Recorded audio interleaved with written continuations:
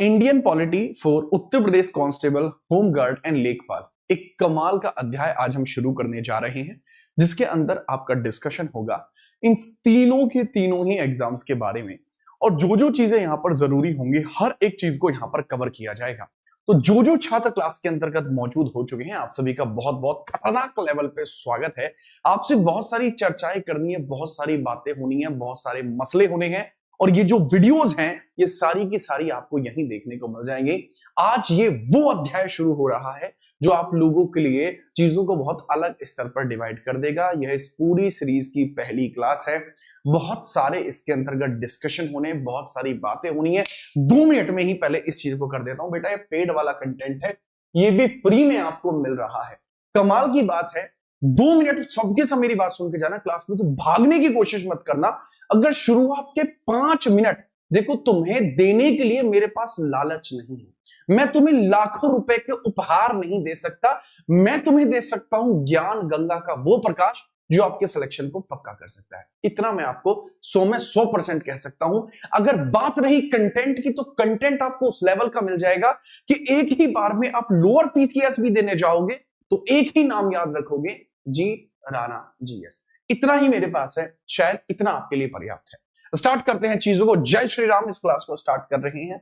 अगर मैं चीजों के अंतर्गत व्याख्या करता हूं, हमारा पूरा शेड्यूल क्या रहने वाला है वो समझ लीजिए। इस सीरीज का नाम भी लॉन्च करने वाला हूं। देखो यार, मैं ऐसा आदमी हूं कि मैं ना लालच देके बच्चों को बुला नहीं पाता। मेरा क्या रहता है, सिंपली बच्चों को बुलाता हूं, भाई साहब जिसे पढ़ना है वो आ जाएगा, जिसे नहीं पढ़ना है उसे लालच भी दोगे तो काम नहीं चलेगा। ठीक है, अब मेरी बात को समझ लीजिए। क्या यहां पर हम स्टार्ट कर रहे हैं, मैं आपको कंप्लीट जीके कराने वाला हूं। कंप्लीट जीके ये होगी, और ये कंप्लीट जीके किस लिए है? सर यूपी स्टेट के किसी भी एग्जाम के लिए, यूपी स्टेट के किसी भी एग्जाम के लिए आप जाएंगे, ये पर्याप्त होगी। कमाल की बात है, ये सभी स्टेट्स के लिए भी है। इसके अलावा आप एमपी स्टेट के किसी भी एग्जाम के लिए जाएं, राजस्थान स्टेट के किसी भी एग्जाम के लिए जाएं, हरियाणा के किसी भी एग्जाम के लिए, बिहार के किसी भी एग्जाम के लिए आप जाएंगे, ये पर्याप्त क्लास आपको देखने को मिल जाएगी। कहने के लिए तो मैं ये भी कह सकता हूं कि बेटा रेलवे वाले बच्चे भी इसको पढ़ सकते हैं, आपके एसएससी वाले बच्चे भी इसको पढ़ सकते हैं, लेकिन आप लोगों के लिए रेलवे और एसएससी के लिए मैं अलग से सीरीज लेकर आऊंगा। जय महाकाल उनके लिए अलग होगी। ठीक है, बात समझना। अब यहां पर बात यह है कि कंप्लीट जीके की सीरीज है, जिसको पूरा करने में लगभग हम 40 डेज का समय लेंगे। 40 दिवस में ये सीरीज पूरी होगी। ठीक है, और ये कोई हार्ड चैलेंज नहीं है, इजी चैलेंज है आपका। कारण है कि मैं आपके लिए चीजें इजी करने के लिए आया हूं। पहले तो इस बात को समझ लीजिएगा। दूसरी बात यह है मेरे लाल कि आपके लिए यहां पर जो मेन फोकस रखा गया है वो इन तीनों को रखा गया, UP police constable, home guard and लेखपाल। इन तीनों के लिए विशेषताएं हम चर्चा करेंगे। ठीक बात? जी हाँ, या थ्योरी भी होगी, एमसीक्यूएस भी होंगे। अगर आप डेली क्लासेस करते हैं तो आपको क्या फायदा होगा? डेली क्लासेस करने पे बताइए आपको क्या अवार्ड क्या चाहिए? ठीक है, 1 से लेके 10 वालों को क्या अवार्ड दूं, 11 से लेके 50 वालों को क्या अवार्ड दूं, 51 से लेके 100 वालों को क्या अवार्ड दूं, ये मुझे बता दीजिए। आप तीनों को मैं क्या अवार्ड दूं? हंसेगा नहीं कोई, कमेंटों में बहुत मारूंगा। ठीक है, फटाफट बताइए क्या अवार्ड दूं। आज तो डॉन बोल दिया, ओफो।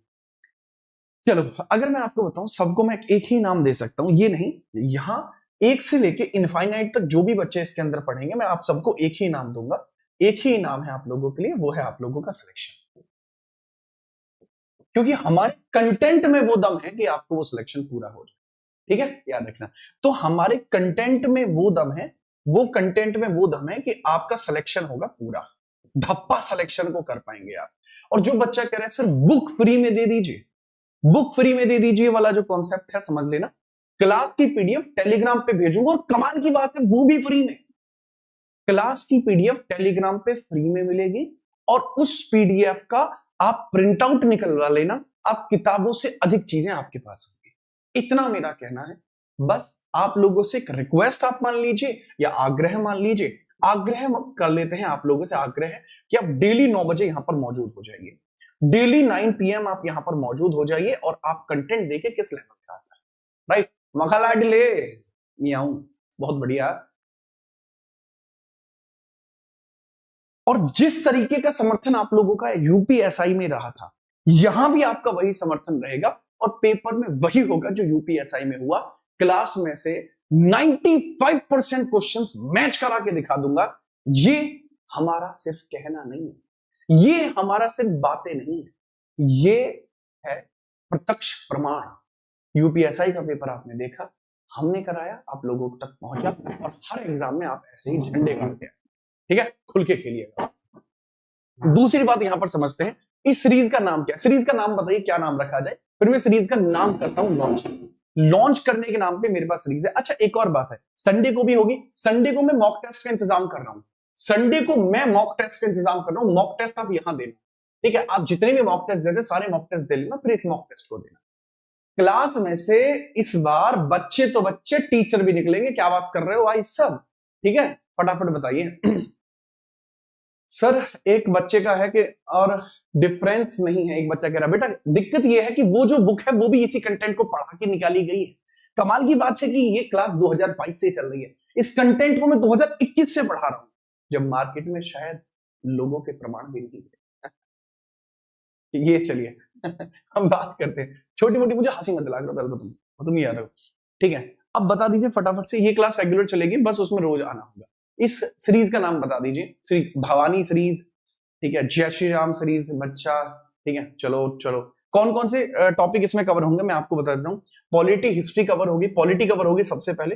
पॉलिटी के बाद हम कवर करेंगे स्टैटिक जीके, स्टैटिक के बाद कवर करेंगे हिस्ट्री, हिस्ट्री के बाद कवर करेंगे ज्योग्राफी, हिस्ट्री के बाद इको करेंगे, और इको के बाद ज्योग्राफी करेंगे। यहीं पर कवर होगी। पॉलिटी के लिए 10 दिन पर्याप्त है, स्टैटिक के लिए 10 दिन पर्याप्त है, हिस्ट्री के लिए 10 दिन पर्याप्त है, इको के लिए 5 ही दिन में निपटाऊंगा, और ज्योग्राफी को भी 5 ही दिन में निपटाऊंगा। पेड कंटेंट फ्री में मिलेगा, हटो बचो। ठीक है, चलो आगे हम बात करते हैं। तो जख्मी बालक सीरीज है, महाराणा सीरीज है, सिलेक्शन जीत सीरीज है, नैया पार सीरीज है, ठीक है, पत्थर को भी कर दे पानी, जय भवानी सीरीज है, और भी बहुत सारी सीरीजों के नाम यहाँ आ रहे हैं। ठीक है, चलिए, ठीक है, ये लो, यहां सीरीज का नाम रखा जाएगा त्रिशूल सीरीज। त्रिशूल है सीरीज का नाम। हम थंबनेल वगैरह पे इतना यूज नहीं करते हैं। दरअसल त्रिशूल रखने के पीछे का कारण है कि हम भगवान शिव जी की पूजा करते हैं एक अलग लेवल पर। ठीक है, भगवान शिव जी की पूजा हम करते ही हैं। इस सीरीज का नाम वैसे इस सीरीज को समर्पित है, इस सीरीज का नाम नहीं है, सीरीज का नामकरण नहीं कर रहा है, ये समर्पित है इस बार सीरीज, ये समर्पित सीरीज है, समर्पित है त्रिशूल को। और इसका नाम त्रिशूल को ही समर्पित हमने इस सीरीज को क्यों किया? सीरीज का नाम वही रहेगा अपना सिलेक्शन। बस मैं आप मुझे याद दिलाना चाहो तो आप यहां से याद दिला सकते हैं त्रिशूल सीरीज से। और आप लोगों को इस पूरे ओवरऑल बैच में जो भी दिक्कत आएगी कि सर हमें त्रिशूल सीरीज का ये नहीं हुआ या ये नहीं हुआ, उस चीज के लिए आप क्या कर सकते हैं, ये 8923395887 ये हमारा कस्टमर सपोर्ट नंबर है। ठीक है, ये हमारा कस्टमर सपोर्ट नंबर, सुनो इनाम ना है कोई नहीं, ये कस्टमर सपोर्ट नंबर है हमारा। आप कस्टमर सपोर्ट नंबर के अंतर्गत आप ये this is our customer support number, तो आप यहां पर अपनी जो भी व्याख्याएं हैं वो बता सकते हैं कि सर ये इशू आ रहा है, वो इशू हम यहाँ पे सॉल्व कर दूंगा। ठीक है, याद रखना इतना अपना हिसाब किताब रहने वाला है। क्योंकि त्रिशूल रखने के पीछे का कारण ये 3 एग्जामों को सिंगल टाइम में टारगेट कर रहा है। और 3 एग्जाम आपके कौन कौन से? सर यूपी कांस्टेबल है, यूपी लेखपाल है, और यूपी होमगार्ड है। तीनों को एक ही बार में त्रिशूल से थप्पक मार देगा, इसी वजह से इसका नाम त्रिशूल रखा गया है। ठीक है, अब एक बच्चा कह रहा है सर थोड़ा सेक्युलर नाम रख लीजिए। मैं ही सेक्युलर नहीं हूं, कमाल की बात, सेक्युलर क्या बात नहीं हूं। आगे बात करते हैं इसके अंदर। यार मैं सभी धर्मों का, मैं देखो यहां पर समझिए, आई एम रिलीजियसली लेनिएंट, मैं रिलीजियसली लेनिएंट हूं। मैं कौन हूं बेटा? मैं रिलीजियसली लेनिएंट हूं, रिलीजियसली आई एम लेनिएंट। मैं सभी धर्मों का बराबर सम्मान करता हूं, मैं रिलीजियसली लेनिएंट हूं। बच्चों को सेक्युलर और लेनिएंट में फर्क नहीं पता है, तो वो जानने के लिए देखते रहिए इस क्लास को। देखेंगे आपकी जो प्रस्तावना वाली क्लास है उसके अंतर्गत मैं इस चीज को उपलब्ध करा दूंगा। 24 घंटे तक उपलब्ध रहेगा, नहीं ये पूरा ही उपलब्ध रहेगा, त्रिशूल सीरीज पूरी ही रहेगी यहाँ पर। बुलंदशहर से राम राम, राम राम मेरे लाल। स्टार्ट करें, करें कमाल। ठीक है, चलो सीडीएस के लिए बेटा पहले चीजें आएंगी आपकी, डायरेक्टली सीरीज नहीं आती कोई भी।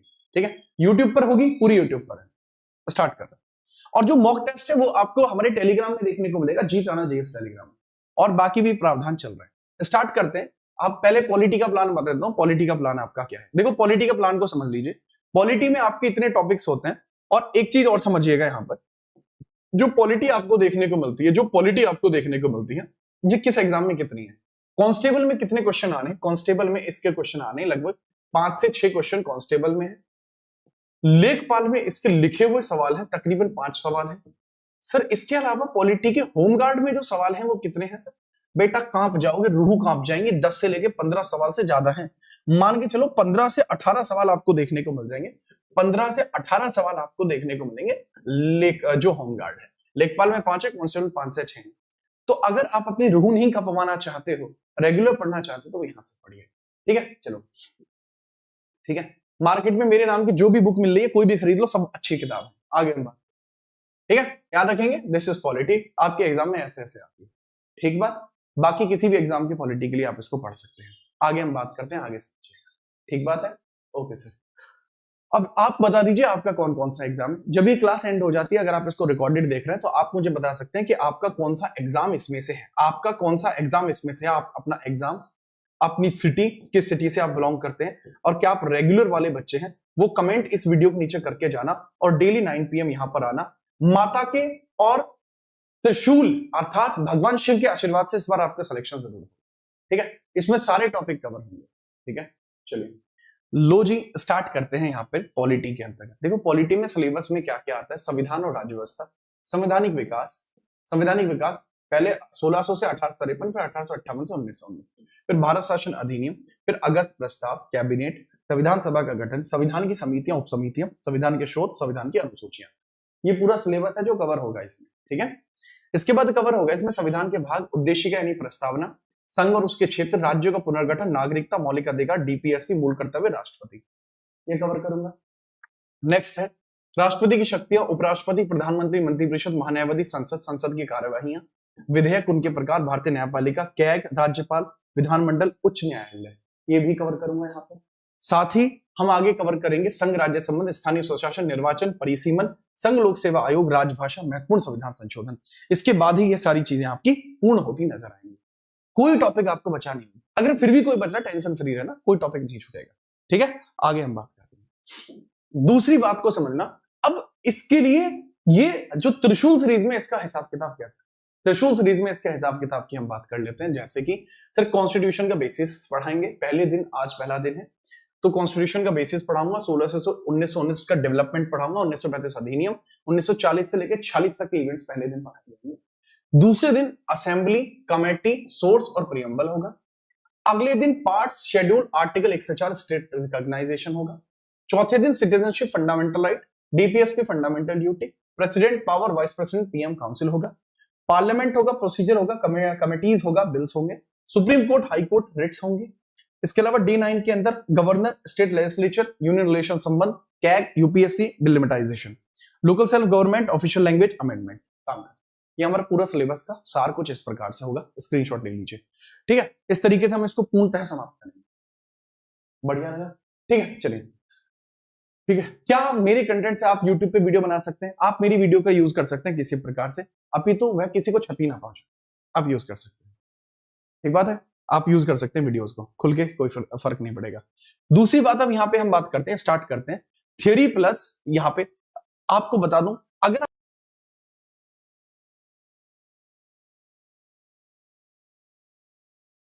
ठीक है पूरी तरीके से आप इसमें, अब मुझे बता दीजिए थियोरी पढ़ाऊं या सीधे यहाँ पर स्टार्ट करूं, बताओ। अच्छा, दूसरी बात यहाँ पे है बेटा, आप हमारी कोई भी रील यहाँ से उठा सकते हैं, जो रील उठाना चाहें इसमें से कट मार के रील उठा लेना, कंटेंट के लिए यहीं पे छोड़ देना। ठीक है, चलो अब बात को समझते हैं, फटाफट बताइए। मतलब कि आप जो वीडियो यहां से उठाते हैं वो शॉर्ट वीडियो यहां से आप उठा सकते हैं, बना सकते हैं अपने एंड से, कंटेंट वाली वीडियो को रहने।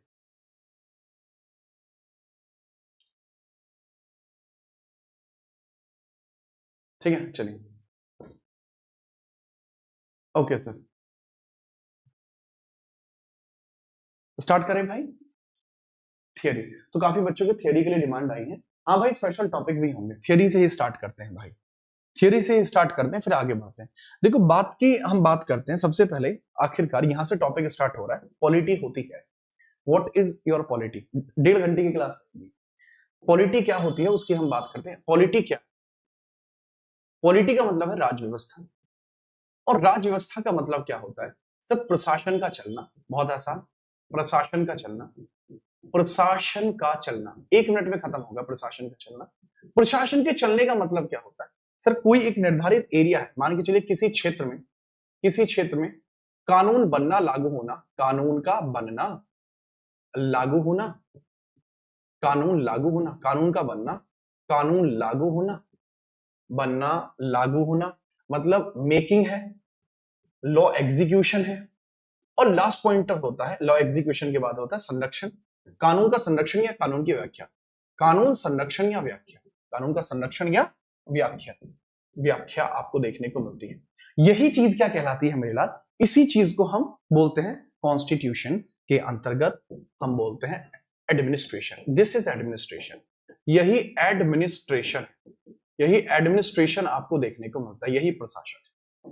अब सर इसी प्रशासन की व्याख्या अगर आप करोगे तो आपको समझ में आएगा कि सर प्रशासन के अंतर्गत सत्ता बहुत इंपॉर्टेंट है, कि सत्ता किसके हाथ में। जैसे ये एक रूम है, इस रूम में मेरी सत्ता चलती है, क्यों? क्योंकि यहाँ कानून बनाना, कानून को लागू करना और कानून का संरक्षण करना ये मेरी जिम्मेदारी है और मैं इसको निभाता हूं, इसको मैं इसी प्रकार से निभाता हूं, तो ये जरूरी बन जाता है, ठीक बात। और ये यहीं पर मेरे द्वारा पावर को रेगुलेट यहां पर किया जाता है।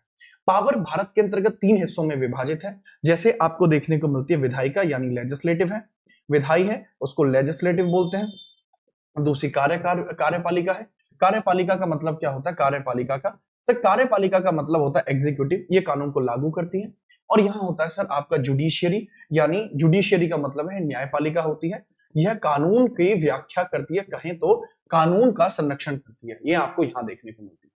अब इसके अंतर्गत इसको अगर व्याख्यांतित करूं कि सर अगर सत्ता की बात करते हैं तो सत्ता के स्तर कितने होते हैं, लेवल सबके निकलेंगे लेकिन लिखनेंगे उसी के जो क्लास में बना रहे हैं। लेवल कितने होते हैं? लेवल होते हैं इसके तीन लेवल होते हैं। अब समझिएगा, बस बात खत्म है, अब देख रहा तुम। लेवल कितने होते हैं? लेवल होते हैं 3। एक सेंटर लेवल होता है, केंद्र का स्तर होता है, एक राज्य का लेवल होता है, राज्य का स्तर होता है, राज्य स्टेट होता है, और लास्ट होता है आपका स्थानीय। स्थानीय का मतलब क्या होता है? सो लोकल लेवल भी इसमें होता है। तो अगर मैं बात करता हूं सेंट्रल लेवल पर विधायी शक्तियां किसके पास है, सेंट्रल लेवल पर विधायी शक्तियां आपको किसके पास देखने को मिलती है? सेंट्रल लेवल पर विधायी शक्तियां आपको किसके पास देखने को मिलती है, बताइए। सेंट्रल लेवल पर विधायी शक्तियां हमें देखने को मिलती हैं सर संसद के पास, आपको देखने को मिलती है संसद के पास।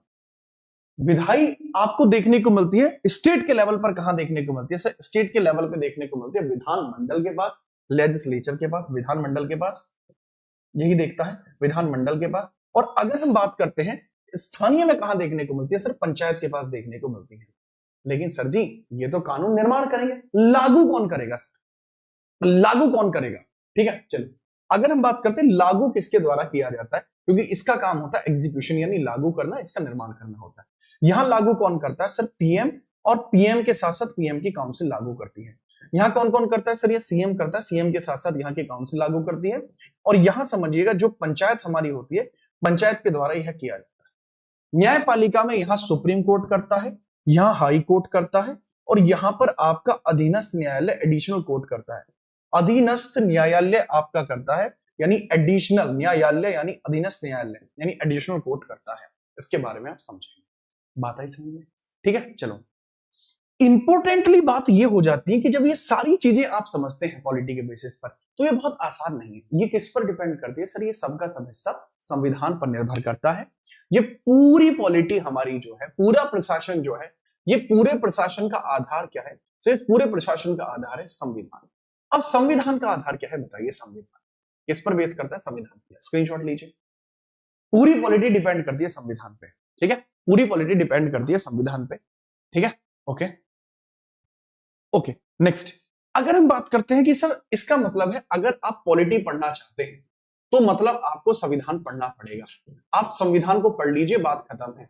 और अगर आप संविधान पढ़ना चाहते हैं तो जरूरी बात है आप जाने कि इसका निर्माण कैसे हुआ, क्योंकि संविधान पढ़ने का तरीका यही है कि पहले आप इसके प्रारंभिक इतिहास को जाने, प्रारंभिक इतिहास को जाने, फिर आप जाने इसके हिस्टोरिकल बैकग्राउंड को जाने, हिस्टोरिकल बैकग्राउंड को जाने, फिर इसकी मेकिंग को जाने यानी इसके निर्माण को जाने, और फिर इसके संरचना को जाने, निर्माण को जाने, फिर इसके संरचना यानी स्ट्रक्चर को जाने, यानी स्ट्रक्चर को जाने। तो इसमें सबसे पहले हम स्टार्ट करते हैं इसके हिस्टोरिकल बैकग्राउंड को। अच्छा, संविधान के अंतर्गत याद रखना एक देश को चलाने का दिशा निर्देश है, एक देश चलाने के दिशा निर्देश यही है, एक देश चलाने के दिशा निर्देश यही है, एक देश चलाने के दिशा निर्देश यही है। दिशा निर्देश आपको यही देखने को मिलते हैं, मतलब these are set of rules for a country, set of administration for country, administration for country, set of administration for country, ये आपको देखने को मिलता है। यही है संविधान, एक देश का प्रशासन किस बेसिस पर चलेगा वो हमें यहीं से पता लगता है, राइट? ओके। अब संविधान को अगर आप समझना चाहते हैं तो पहले मैं स्टार्ट करता हूं इसमें इसके हिस्टोरिकल बैकग्राउंड को बात करते हैं। हिस्टोरिकल बैकग्राउंड, अब समझिएगा मेरी बात को। जब राजा महाराजाओं का काल था, अशोक के समय में या इन सब के समय में, तब क्या होता था सर? अगर राजा महाराजाओं का समय अगर हम देखते हैं तो वहां आपको पता लगेगा राजा महाराजाओं के समय पे कि सर राजा महाराजाओं के समय में जो राजा कह देता था वही हो जाता था प्रशासन का आधार। जो राजा ने कह दिया वही प्रशासन। राजा ने कह दिया कि आज सब उल्टा लटके और सबके पैरों पे लठ बाजेगा तो लठ बाजेगा, यही कानून है। तो बहुत इंपॉर्टेंट सी बात है, राजा महाराजा का कहा ही कानून बन जाता था। लेकिन हमें संविधान की आवश्यकता कब पड़ी? हिस्टोरिकल बैकग्राउंड क्या है? संविधान की आवश्यकता कब पड़ी? जब हमारे यहाँ कॉलोनियल रूल शुरू हुआ। संविधान की आवश्यकता हमें कब पड़ी? आवश्यकता क्यों होती है अगर हम बात करते हैं क्यों? सर ताकि प्रशासन में समानता रखी जा सके, प्रशासन समान रहे। प्रशासन शासक के बदलने पर बदले ना, शासक के बदलने पर बदले ना, बदलने पर बदले ना, इसलिए जरूरत पड़ती है बदले ना। अच्छा, कमाल की बात यह है कि अगर शासक तो भले ही आपका बदल जाएगा, मतलब जो आपका रूलर है वो तो बदल जाएगा। जैसे आज की डेट में आपके पीएम मोदी हैं, कल को हो सकता है हमारी क्लास का छात्र रजत शुक्ला कल को पीएम बन जाए। तो रजत शुक्ला के पीएम बनने पे क्या कानून बदल जाएंगे? नहीं बदलेंगे, वो तो सेम रहेंगे। रहेंगे कि नहीं रहेंगे? जी हाँ। तो इंपॉर्टेंट बात यही है कि सर प्रशासन शासक के बदलने पर बदले ना, इस चीज के लिए संविधान की आवश्यकता होती है। सर यह आपको अगर हम बात करते हैं इसका प्रारंभिक इतिहास किस पे निर्भर है? इसका प्रारंभिक इतिहास किस पर निर्भर है? सर प्रारंभिक इतिहास इसका दो प्रकार के अधिनियमों पर निर्भर है, दो प्रकार के एक्टों पर निर्भर है, एक्ट्स पर निर्भर है, एक्ट्स पर निर्भर करता है। और ये दो प्रकार के एक्ट्स कौन कौन से हैं? सब दो प्रकार के एक्ट हैं आपके, कंपनी और क्राउन। कंपनी एक्ट है आपके, कंपनी एक्ट है आपके, और कुछ हैं आपके क्राउन एक्ट है आपके। क्राउन एक्ट है आपके जिस पर निर्भर करता है, यानी ये है आपके कंपनी अधिनियम और ये है आपके क्राउन अधिनियम, शाही अधिनियम बोलते हैं इनको, क्राउन या शाही। पॉइंट यही आता है कि सर कंपनी एक्ट कहां से कहां तक चलते हैं? सर 1765 से लेकर 1857 तक। और ये अधिनियम कहां से कहां तक चलते हैं? क्राउन। सर यह 1858 से 1947 तक, दोनों में फर्क है। यह ईस्ट इंडिया कंपनी के रूल में आए और जबकि ये जो क्राउन है यह ब्रिटिश सरकार के रूल में आए। ये कब आते हैं सर? ड्यूरिंग ईआईसी रूल, जब ईस्ट इंडिया कंपनी का रूल था। और ये कब आते हैं सर? जब आपका ब्रिटेन सरकार का रूल था, जब ब्रिटिश सरकार रूल था, ब्रिटिश सरकार का रूल था, ये तब आते हैं। अब बड़ी बात यहां हमें देखने को मिलती है कि सर इसके अंतर्गत बताइए दोनों में डिफरेंशिएशन क्या है। ठीक है, चलो बताइए डिफरेंशिएशन क्या है इन दोनों में। सर दोनों में डिफरेंशिएशन यह है कि इसमें बीच में ईआईसी रूल के दौरान बीच में ईस्ट इंडिया कंपनी एक मीडिएटर था, जबकि ब्रिटिश सरकार के रूल में बीच में मीडिएटर कोई नहीं था। डायरेक्टली ब्रिटिश गवर्नमेंट भारतीयों पर शासन करती थी, तो मीडिएटर की कमी यहां पर देखने को मिलती है, राइट? जी हाँ। अगर हम इसी चीज को दर्शाना चाहें तो इस चीज को हम ऐसे दर्शाते हैं कि सर सबसे पहले आप समझना यहां से स्टार्ट होता है, मैटर आपको देखने को मिलता है। ठीक है, याद रखना ये मैटर कुछ इस प्रकार से देखने को मिलता है।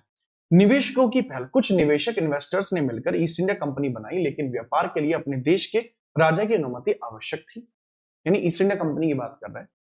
तो महारानी एलिजाबेथ का राजलेख शुरू होता है, इसको बोलते हैं ऑर्डिनेंस, ऑर्डिनेंस ऑफ क्वीन आपका यहां पर देखने को मिलता है। ऑर्डिनेंस ऑफ क्वीन, रानी 31 दिसंबर 1600 को ईस्ट इंडिया कंपनी को व्यापारिक अनुमति देती है और चार्टर अधिनियम आपके 1600 ईस्वी का राजलेख आपका रेडी होता है। इसमें मोनोपोली दी थी, महारानी ने कंपनी को पूर्वी देश ईस्ट इंडीज में अगले 15 वर्ष के व्यापार करने का एक अधिकार दिया।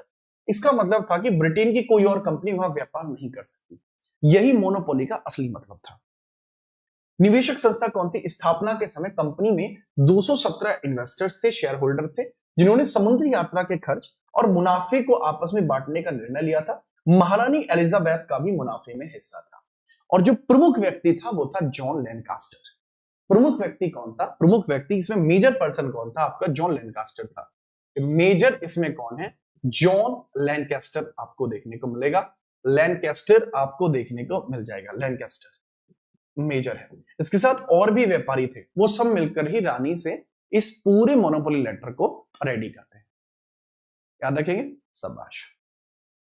ये चीज हमें यहां पर समझ में आती है, ठीक है, याद रखेंगे। बहुत ही इंपॉर्टेंट बात को समझना, बहुत ही इंपॉर्टेंट बात को आप समझेंगे और कोई समस्या आपको नहीं। अब मैं इसको थोड़ा और डिटेल में समझाने की कोशिश करता हूं, ठीक है, समझिएगा। यहां पर मैं समझाने की कोशिश करता हूं, इस चीज को समझना। ये चीज अब आपको हिस्ट्री से जोड़ेगी और फिर आपको पॉलिटी में छोड़ेगी।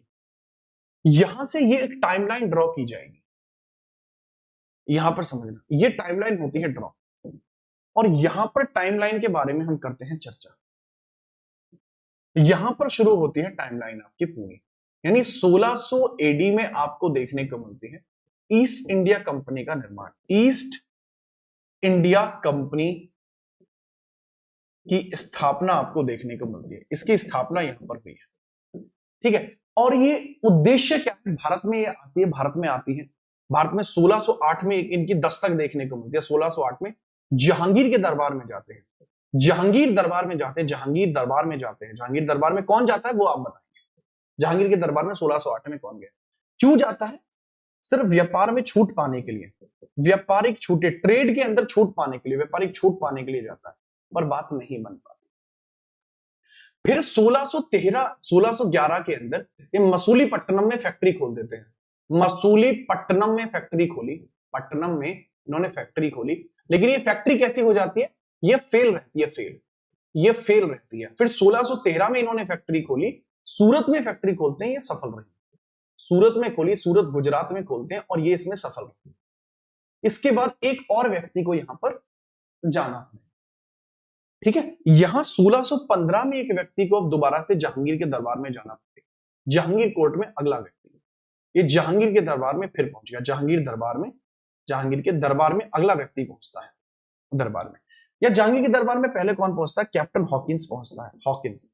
इसी को एक उपाधि दी जाती है अंग्रेज खान, इसी को इंग्लिश खान की उपाधि दी गई, इसी को क्या कहा गया, इंग्लिश खान कहा गया। और जिस जहाज से गया था, इसके जहाज का नाम क्या था, हेक्टर जहाज का नाम था, हेक्टर, जिसको ट्रैक्टर भी बोलते हैं हेक्टर ही नाम था। यहां जहांगीर के दरबार में यहां जाता है टॉमस रो, ये थोड़ी और छूट प्राप्त कर लेता है, लेकिन यार अभी ना इनको मजा नहीं आया, क्योंकि जीवन में ये केवल छोटी छोटी ही बात कर पा रहे हैं, इनको मजा नहीं आता। यहां पर ये समझ लेना कि छोटी छोटी कंपनियां बना के इनको मजा नहीं आया। फिर इन्होंने क्या काम करना शुरू करा, इन्होंने शहरों की स्थापना करना शुरू करा। जैसे 1639 में यह मद्रास की स्थापना करते हैं। मद्रास की स्थापना किसने करी है, फ्रांसिस डे ने करी है, फ्रांसिस डे के द्वारा स्थापना की गई।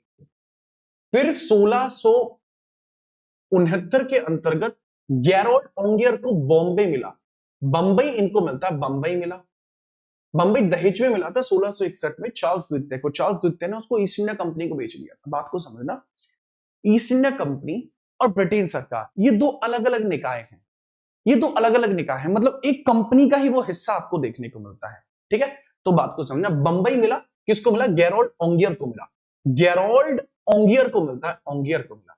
बात यहां चल के इनको मजा आया और यही 1690 में कलकत्ता बना। 1690 में इन्होंने क्या बनाया, कलकत्ता की स्थापना की। सूती नाती, सूती नाती, गोविंदपुर और कालीकता, गोविंदपुर और कालीकता, गोविंदपुर और कालीकता को मिलाकर इन्होंने कलकत्ता बना दिया। कालीकता को मिलाकर इन्होंने क्या बना दिया, इन तीनों को मिलाकर इन्होंने बना दिया कलकत्ता। किसने बनाया, जॉर्ज चार्नोक ने, इन्होंने कोलकाता बना दिया। कमाल की बात है, इसके बाद इनको जीवन में मजा आना शुरू कि वाह अब जीवन में मजा है। यहीं से हमें समझ में आता है इनका पूरा सिस्टम क्या था, कि यहीं से यहां से बढ़ते चले गए और फिर इन्होंने क्या काम करा सब, फिर इन्होंने प्रशासन करने के बारे में ठानी। अभी तक इन्हें लगा कि चीजें हो रही हैं, फिर इन्होंने धीरे धीरे बाकी जो ईस्ट इंडियन में आ रखी विदेशी कंपनी थी उनको धीरे धीरे भगाना शुरू करा। फिर इन्होंने कुछ प्रमुख युद्ध लड़े, जैसे 1757 में इन्होंने प्लासी लड़ा, 1757 में इन्होंने प्लासी लड़ा, प्लासी लड़ा। प्लासी के अंदर कौन कौन है, सिराज उद दौला है, सिराज उद दौला है, उद्दौला आपको देखने को मिलेगा, उद्दौला है। और इसकी सिराज उद दौला की लड़ाई किससे होती है सर, रॉबर्ट क्लाइव से होती है, रॉबर्ट क्लाइव से होती है। और इसमें रॉबर्ट क्लाइव जो होता है वो इस बैटल को जीतता है। फिर बक्सर देखने को मिला, बक्सर का युद्ध देखने को मिला, बक्सर युद्ध होता है, बक्सर युद्ध हुआ, बक्सर। इसके अंतर्गत कौन कौन है सर? शाह आलम, शाह आलम टू, ये मुगल है, शाह आलम ये मुगल है। फिर शुजा उद्दौला है, फिर शुजा उद्दौला है, शुजा उद्दौला। फिर कौन है भाई? शुजा उद्दौला है, शुजा, फिर शुजा है, फिर आपका मीर कासिम है। इन सबको कौन हरा देगा? और एक अलग अलग जगह से, जैसे ये मुगल है, ये अवध से है, ये बंगाल से है। और अगेंस्ट में कौन है? हेक्टर मुनरो, और वही जीतता है इसमें। Hector Munro East India Company की तरफ से, और यही यहां पर वॉन कर जाता है। इसके बाद होती है भाई साहब इलाहाबाद संधि, treaty of Allahabad. Treaty of Allahabad दो हिस्सों में होती है। इलाहाबाद की संधि दो हिस्सों में आपको देखने को मिलती है, 12 अगस्त 16 अगस्त 1765। यहां दो हिस्सों में आपको ये देखने को मिली है, 12 अगस्त में, 16 अगस्त 1765 में। इसके बाद ही ब्रिटिशर्स के प्रशासन की नींव रखी गई। यहीं से ब्रिटिश प्रशासन की नींव रखी जाती है, यहीं से समझना, यहीं ईस्ट इंडिया कंपनी का प्रशासन शुरू हुआ। और जहां से प्रशासन शुरू होता है वहीं से पॉलिटी शुरू होती है। तो पॉलिटी की शुरुआत ही यहां से होती है। मतलब मैं पॉलिटी को पढ़ाता हूं, पॉलिटी को मैं यहीं से पढ़ाता हूं, राइट। तो इसके बाद यहां से लेकर, और आप समझना, यहां से लेकर और यहां तक, यहां पर चला है ईस्ट इंडिया कंपनी का प्रशासन 1857 तक। ईस्ट इंडिया कंपनी का प्रशासन यहां चला। इसको कहते हैं EIC रूल आपको देखने को मिलता है। और इसके बाद आपको देखने को मिलता है ब्रिटिश रूल, आपको यहां देखने को मिलता है। यहां आपको देखने को मिलता है 1857 से लेके 1947 तक देखने को मिलता है ब्रिटिश गवर्नमेंट रूल। यही आपका कौन सा है? ब्रिटिश गवर्नमेंट रूल है। ब्रिटिश गवर्नमेंट रूल आपको यहां देखने को मिलता है। ये ब्रिटिश सरकार का जो शासन है वो आपको यहां देखने को मिलता है। तो जहां प्रशासन शुरू हुआ वहीं से मैं पढ़ाना शुरू किया। आप इसको एक बार देख लीजिए, ठीक है। चलो, 12 अगस्त से 16 अगस्त, 12 अगस्त में जो होती है ये मुस्लिम यानी मुगल और ईस्ट इंडिया कंपनी के बीच में होती है। और 16 अगस्त में जो होती है ये किस किस के बीच में होती है सर? अवध और जो ईस्ट इंडिया कंपनी उसके बीच में होती है, ठीक है। याद रखना बेटा, सब कुछ कराऊंगा, यूपी जीके भी कराऊंगा, आपके इंपोर्टेंट टॉपिक हैं वो भी कराऊंगा, सब कुछ। दूसरी बात, जब ये सारी चीजें होती, अच्छा सर ईस्ट इंडिया कंपनी का फिर इसके बाद क्या हुआ? ईस्ट इंडिया कंपनी के इतिहास पे एक महीन नजर डाल लेते हैं। इसको आप कभी नहीं देख पाए होंगे, पहली बार मैं इसको समझा रहा हूं, ये समझना कैसे होता है। सर 1600 में ईस्ट इंडिया कंपनी का जो वास्तविक नाम था, इसका नाम था the governor and the company of merchant of London trading into east Indies. इसे मर्चेंट ऑफ एडवेंचर भी कहा जाता। 1600 में इसका यह, लेकिन इसका 1833 में नाम पड़ता है ईस्ट इंडिया कंपनी। 1833 में इसका नाम ईस्ट इंडिया कंपनी पड़ता है। और 1858 में इस पे से सारा शासन छीना गया, शक्तियों की समाप्ति हुई और इसको बंद कर दिया गया। 1857 तक क्रांति के बाद यह बंद रही। 1874 में यह पूरी तरीके से डिसमेंटल हो गई और वापस लंदन लौट गई। और इंपॉर्टेंट बात है कि कंपनी का जो पुनर्जन्म है वो 2003 में कंपनी चाय और कॉफी के व्यापार के लिए फिर से शुरू हुई। 2005 में संजीव मेहता ने इसको खरीद लिया और वर्तमान में ये संजीव मेहता इस कंपनी के मालिक है, ठीक है। ये संजीव मेहता इसके मालिक। ये देखो, फटाक से इसको देख लेंगे, स्क्रीनशॉट ले लेंगे। ये ईस्ट इंडिया कंपनी के वर्तमान में हालत है, यानी एक समय पर जिसने भारत पे राज किया, आज एक भारतीय उस पे राज करता है। Now EIC is bankrupt. Now EIC is under Sanjeev Mehta. आज की डेट में संजीव मेहता के कब्जे में है, ठीक है, याद रखिएगा। आगे हम बात करते हैं, शुरुआत में इसके क्या क्या प्रभाव देखने को मिलते हैं वो समझते हैं, ठीक है। बहुत बहुत ध्यान से अब इसको समझेंगे क्या क्या चीजें देखने को मिलती हैं। अब जैसे मैंने दो युद्धों के बारे में आपको बताया है, इसको आप थोड़ा सा समझ लेंगे कि क्या क्या चीजें आपको यहां देखने को मिलती हैं। छोटी छोटी बातें आपको देखने को मिलेंगी कि सर ये जो अंतराल मैंने बताया है, यही वाला जो अंतराल है, यहां जो मैंने ये अंतराल बताया, इसी में आपके कानून आते हैं। कौन कौन से कानून आए हैं एक छोटी सी नजर उस पर भी डाल लेते हैं, ठीक है। टेंशन नको लेना, टेंशन बिल्कुल मत लेना, छोटी सी नजर डालेंगे कौन कौन से कंपनी एक्ट है, कौन कौन से आपके क्राउन एक्ट है। कंपनी एक्ट कौन कौन से और क्राउन एक्ट कौन कौन से। जितनी भी एक्ट 1700 जो है आपके 65 से या 73 से लेकर और जितने भी 1857 के बीच में आए कौन कौन से? 1773 रेगुलेटिंग एक्ट है पहला, रेगुलेटिंग एक्ट है सबसे पहला। फिर आपका 1781 सेटलमेंट वाला है, सेटलमेंट एक्ट है आपका दूसरा। अगला है कौन सा? 1784 पिट्स एक्ट है आपका, पिट्स। 1786 फिर से सेटलमेंट एक्ट है आपका, हिंदी में लिख रहा हूं, एक मिनट रुकना। फिर आपके चार्टर आते हैं चार। चार्टर कौन कौन सा है? 1793, 1813, 1833 और 1853, ये चार चार्टर हैं। अब हिंदी वाले देखेंगे कौन कौन से चार्टर अधिनियम, ठीक है? चलिए, ठीक है, ये है आपका सबसे पहले विनियामक, विनियामक एक्ट सबसे पहले आपका। दूसरा है संशोधनात्मक है आपका, संशोधनात्मक है आपका। और तीसरा जो आपको देखने को मिलता है ये पिट्स एक्ट है आपका। और चौथा है आपका फिर से संशोधनात्मक है और ये राजलेख है। तो ये अधिनियम है। अब इन सब अधिनियमों से सवाल पूछे जाते हैं कि किस अधिनियम में क्या हुआ। ये कंपनी अधिनियम, इसमें क्या होता था? ब्रिटेन इस एक्ट को भेजती थी, बीच में ईस्ट इंडिया कंपनी होती थी और इसके बाद यह भारतीयों पर लागू होता था, इसलिए इसको कहा जाता है कंपनी अधिनियम। लेकिन फिर आता है शाही अधिनियम। शाही अधिनियम में कैसे कैसे? सबसे पहले आता है 1858 गवर्नमेंट ऑफ इंडिया एक्ट, यानी भारत शासन। सबसे पहले भारत शासन अधिनियम देखने को मिलता है। यही नहीं, अभी और सुनिए, 1858 के बाद हमें देखने को मिलता है नेक्स्ट 1861 में आता है आपका जो देखने को मिलता है भारत परिषद अधिनियम। भारत परिषद, इसका नाम क्यों पड़ा वो आगे बताऊंगा। इंडियन काउंसिल एक्ट इसको क्यों बोलते हैं, इसका नाम ही इंडियन काउंसिल एक्ट क्यों रखा गया था वो आपको आगे बताऊंगा, बड़ी राज की बात है, ठीक है? चलिए, ठीक है। 1800 इसके बाद आता है 92 में सेम अधिनियम, 1909 में सेम अधिनियम, 1919 में यह आपका है गवर्नमेंट ऑफ इंडिया एक्ट है आपका। फिर 1935 में यह भी गवर्नमेंट ऑफ इंडिया एक्ट है। 1940 में अगस्त ऑफर है आपका, अगस्त प्रस्ताव देखने को मिलता है।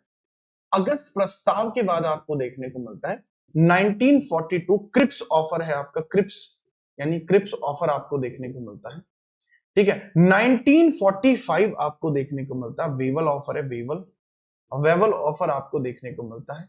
1946 कैबिनेट ऑफर आपको देखने को मिलता है, कैबिनेट ऑफर आपको देखने को मिलता है, कैबिनेट ऑफर देखने को मिलता है। और इसी के बाद संविधान बनता है, इसी से हमें संविधान बनता है, ठीक है। अनुपम भी क्लास में क्या, और ईशांत भी क्लास में, बहुत बढ़िया। ईशांत कह रहा गुग्गे पहले ऊपर तो देख ले, अच्छा ठीक है, स्टार्ट करते हैं इससे। अब हम इसके अंतर्गत समझते हैं ये सारे एक्ट हमें देखने हैं।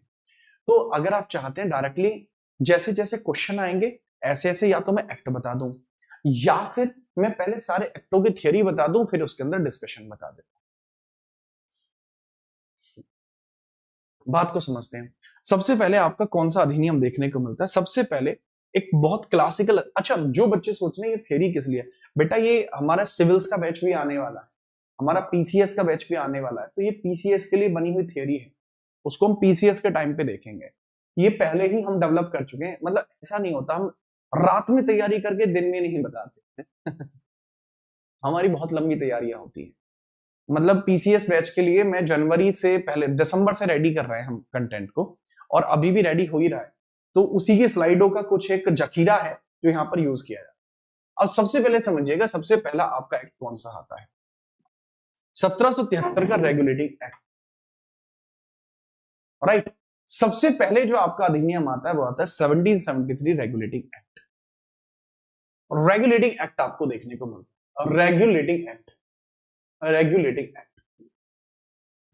अच्छा, बहुत सारे बच्चे हैं जो मुझसे पहले भी पढ़ चुके हैं बट उनको आज भी पढ़ने में मजा आए,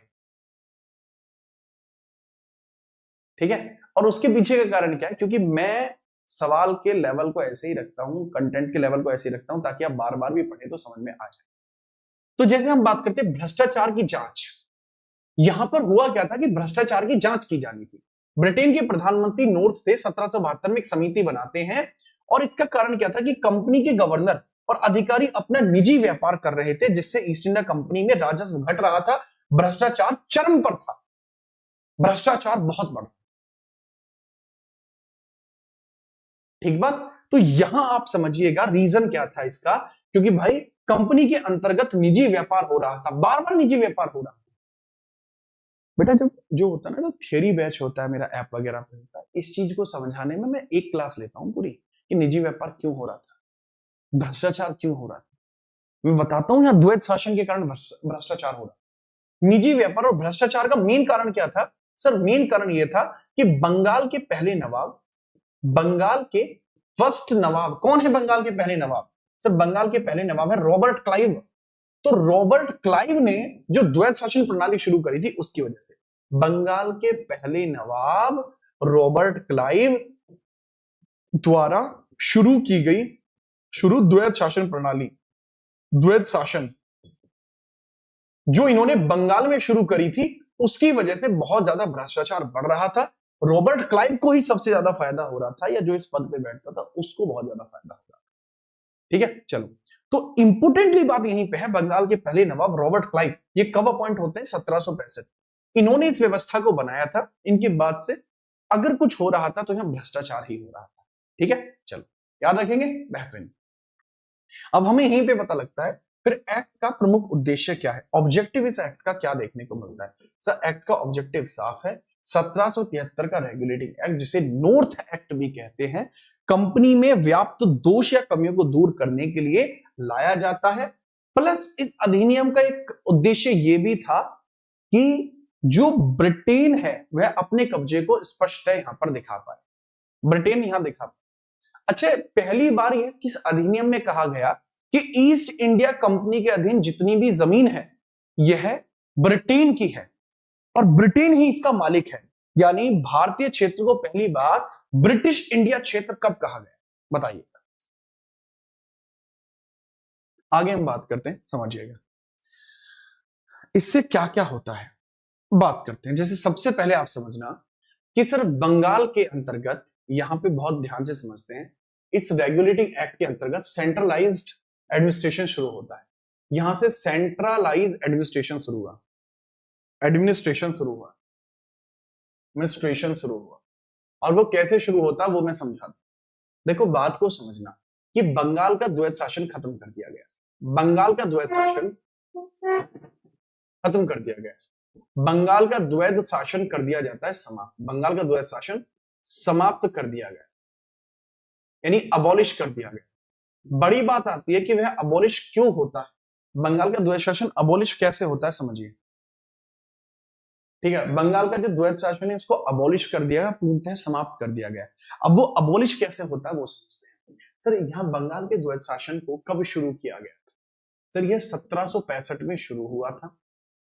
और इसके अंतर्गत क्या होता है, डायआर्की के अंतर्गत क्या होता है, द्वैत शासन का मतलब होता है डायआर्की। डायआर्की का मतलब होता है कि बंगाल के अंदर जो रूल है, यह बंगाल के नवाब भी हैं, नवाब भी होंगे और गवर्नर भी होंगे। और जो नवाब होंगे ये देखेंगे यहां पर जितने भी राजस्व के कार्य हैं, जितने भी फौजदारी मैटर है, जितने भी फौजदारी मैटर हैं वो ये देखेंगे, फौजदारी मैटर्स, फौजदारी मैटर्स यहां पर देखेंगे। और अगर हम बात करते हैं फौजदारी मैटर्स तो ये देखेंगे, और गवर्नर जो देखेंगे वो यहां पर सारे के सारे वित्तीय कार्य देखेंगे, यानी राजस्व रिलेटेड कार्य, फाइनेंशियल वर्क देखेंगे। और जैसे यहां बंगाल में गवर्नर था 1765 में, ठीक उसी प्रकार से governor of Bombay, governor of Madras भी बनाया गया। ये कब बना था? 1765 में बना। ये पद भी 1765 में बना। ठीक है, पद कब बना? पद, ये पद भी तभी बना। लेकिन हमें यहीं पर पता लगता है मेरे लाल कि जब केंद्रीकृत शासन प्रणाली की शुरुआत होती है तो रेगुलेटिंग एक्ट के माध्यम से बंगाल का ये जो द्वैत शासन था इसको समाप्त कर दिया गया। कब? 1773। जब यह समाप्त हुआ तो बंगाल के गवर्नर का पद भी खत्म हुआ और नवाब का पद भी खत्म। ठीक बात? ओके। और यहीं पर हमें पता लगता है गवर्नर जनरल का पद बनता है। इस एक्ट के द्वारा बंगाल के गवर्नर को पदोन्नत करके बंगाल का गवर्नर जनरल बना दिया गया। जो पहले बंगाल का गवर्नर था अब वह बंगाल का गवर्नर जनरल बन चुका है। अब क्या बन चुका है? अब वह बंगाल का गवर्नर जनरल बन चुका है। ठीक है, याद रखना। और प्रथम गवर्नर जनरल कौन था? वॉरेन हेस्टिंग्स था। शक्तियों का एकीकरण हुआ, मद्रास और बॉम्बे प्रेसिडेंसी के गवर्नर उसके अधीन चले गए, अधीन यानी अंडर कर दिए गए, और इसी को सेंट्रलाइज प्रणाली कहा जाता है। इसी ने सेंट्रलाइज प्रणाली का जन्म। यहां एक और काम हुआ था, इसको भी समझिएगा। दूसरा काम यहां क्या देखने को मिलता है, बताएं सर। सर एक और काम होता है, वो काम क्या था सर? यहां जो बंगाल का गवर्नर जनरल था, इसके लिए एक 4 सदस्यीय परिषद भी बनाई गई। यहां एक 4 सदस्यीय परिषद भी बनाई जाती है, ठीक है, याद रखिएगा। 4 सदस्यीय परिषद भी बनाई जाती है, ठीक, याद रखना। इसको आप स्क्रीनशॉट ले लीजिए।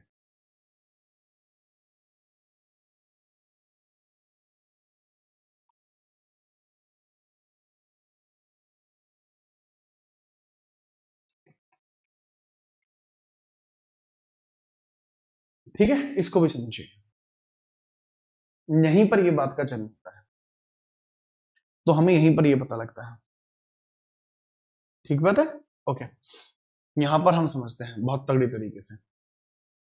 इसके बाद और भी चीजें यहां पर हुई हैं, उसको भी मैं समझाने का प्रयत्न करता हूं। अब हाथ से बताने पड़ेंगी बाकी बातें, ठीक है। चलो, अब यहीं पर आप समझेंगे क्या दूसरे काम और क्या हुआ।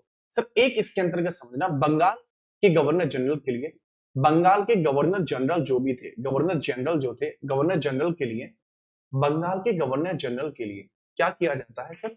एक कार्यकारी परिषद बनाई गई, कार्यकारी परिषद बनाई गई। और इस कार्यकारी परिषद में कितने सदस्य थे? कार्यकारी परिषद बनी, इसके अंतर्गत 4 सदस्य थे।